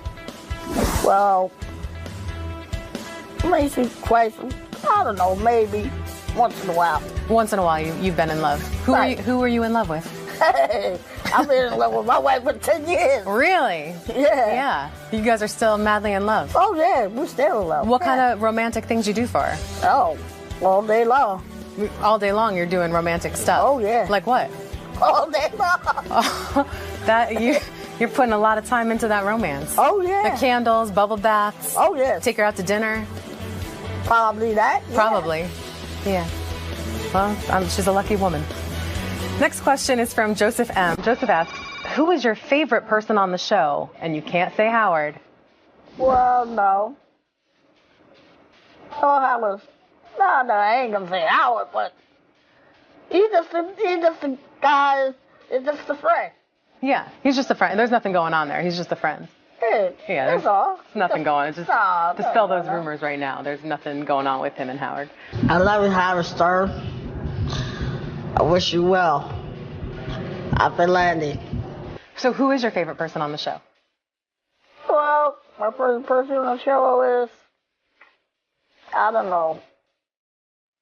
I probably just hate the goddamn guy. Which guy do you hate? Hey, you know, Benji? Yeah. Oh, Benji. You hate him. He's not your favorite. Nah. Okay. So we've taken him off the list. Oh, yeah, he's the worst. He's the worst. What's he done to you? Me? Oh, he likes to fight with people. He fought with you? Oh, he used to fight with me. One time he used to come in here. He used to be in the back. They used to have him doing things all the time. Yeah. Come in all the time drunk. Oh, he was fight drunk. with people, fight with Howard, fight with everybody. He was drunk and fighting you? He fights everybody. Him, Benji, him, me, Howard, whoever, who else? Will you guys ever box? Me? Yeah. One time I broke his nose. You broke his nose. Yeah. Really? Yeah. Oh, man. That must have hurt. Did he hurt you at all or no? Oh, he ain't hurt me. I hurt him. You knocked him out? Yeah, broke his jaw, yeah. Howard was there during the fight. No, I was there. He was sitting there when I punched him, when I broke his jaw. Did he jump in the fight with you? No. No, I just you. Jump in. I was sitting right there. Okay. And then you just jumped up and broke his nose? Yeah. We better watch out. Next question comes from John V. John asks, can you please name our last 5 presidents? 5 presidents. Well, the only person we got is it's not 5 of us, but it's only one person, one judge. Who's the judge? Well, one president is just all presidents the same name. They're all named president. Yeah, that's a good point. Yeah. That's a good point. Have you ever thought about running for president? Well, I could have, yeah. Yeah, why didn't you? If I wanted to, I would. Yeah. I want the president, you motherfuckers. I want the president, you motherfuckers. Yeah, I think you'd be great. Well, if I wanted to be president, yeah, I'd take it. Yeah, you'd take it. No problem with it. What kind of big changes would you make for our country? For our country? In New York. Well, in New York, you'd make some change. Just in New York, you wouldn't make any changes around the rest of the world. No, I wouldn't make no changes. I just leave this the way it is, the way we doing it. And just have a party. Be president, have a party. Yeah, president has parties. They do what they do. Have lunches. People do what they do. You'd have some lunch and you do what they do. Well, we does. It's truer words were never spoken. Next question comes from Joe P. on Facebook. Joe wants to know, how do you feel about Occupy Wall Street? Well, Wall Street? I've been doing it for 10 years. Everybody knows that. You've been doing Occupy Wall Street for 10 years? Oh, yeah, 10 years. A lot of people know that. What were you doing down there? Well, people live down there. Yeah. People can do what they want. People live down there. People live there. People have houses there. People do what they want because they live on their land. That's what they do. Yeah, they're just doing what they want. They can do what they want because they live on their land. And why do you think they're protesting? Well, why they're protesting? Because they wanted to see people want to make money. So they're protesting to make the money? They wanted to make their money. They make their money. Some do, some don't. What do you suggest the people who don't make the money should do? Well, they should have an office. That's what they should do. Go get an office. Go to the office and do something. That's a good point. Build an office. That would help. Next question comes from Ari M. Ari asks, Beetle, what are your favorite stock picks for the year? My stock pick? Yeah. What should people invest in? Well, they always invest in anything. Yeah. Well, people do what they had to do, they do it. That's a good point. So should they invest in any particular companies? What's in your stock portfolio right now? My stock? Yeah. It's building the company. That's what it is. That's make people making money. Yeah. So if they just build the office, right? Don't even invest in a stock. No, you can put it in stock, but as long as people making their money, yeah. Next question is from John M. Beat, do you brush your tooth? Me? Yeah, I brush my teeth. Yeah. Every day? Every day. Every single day? Morning and night? Morning and night. Every single day. Every single day. You floss it too? A couple of times, yeah. Yeah, all right. That's good. I can tell that there's some oral hygiene going on. Next question is from Irvin H. Irvin asks, hey, Beetle, are you doing any more movies? Well, a couple more days I will, yeah. What kind of movie? I don't know. It'll take me a while to do it. Yeah. What's the movie about? Well, it just people like to watch it. Yeah. You know. Oh, I want to watch it. Well, it takes me to a couple of weeks or another 2 weeks or so. 2 or 3 weeks. And what's going to happen in the movie? I got a couple of people I have to meet. Yeah, and then you'll get started on the movie. Yeah. Okay. I just had that started another 2 weeks or something. Are you writing the movie too? I'm writing the movie, yeah. And you're directing it? Yep. And you're doing the whole thing, and you're a star in it? I'm doing the whole thing. The whole thing. You're going to write it, direct it, star in it? Write the whole thing, yeah. Tell me about the movie. What's this movie about? I don't know. I think you've got an Academy Award in your future. Another question from Chad F. Chad asks, Beetle, can you spell red? Spell red? Yeah. Red is like Like a chalk, like crayon, whatever. Yeah. How you spell it? Spell red. L-A-T-E-R. Oh, crayon, L-T-S. LTS. Yes, crayon. LTS. This has been really enlightening. You've taught me a lot today, Beetle. Yes, a lot of things. Yeah, there's a lot of things. I want to take a minute to genuinely, from the bottom of my heart, thank Beetle for sitting down with me today. This has been pretty fun, huh? Thank you. I appreciate it. Yeah. Thank you for sending in all of your questions. Keep sending your questions in. You can send them via Twitter, Facebook. You can send video submissions and be a part of the show. You can email us. Just remember to keep sending them. And also remember that this is your show, so don't screw it up. Until next time, I'm Rachel Fine, and I hope you had a fine time. And Beetlejuice, too. And Beetlejuice, too. You want to give the audience a message? You want to say hi to them? Thanks, Artie. I like you guys. I like you guys, too. I like you guys watching. I like them. I love them. You love them? I love the guys. You love the world, I think. What he said.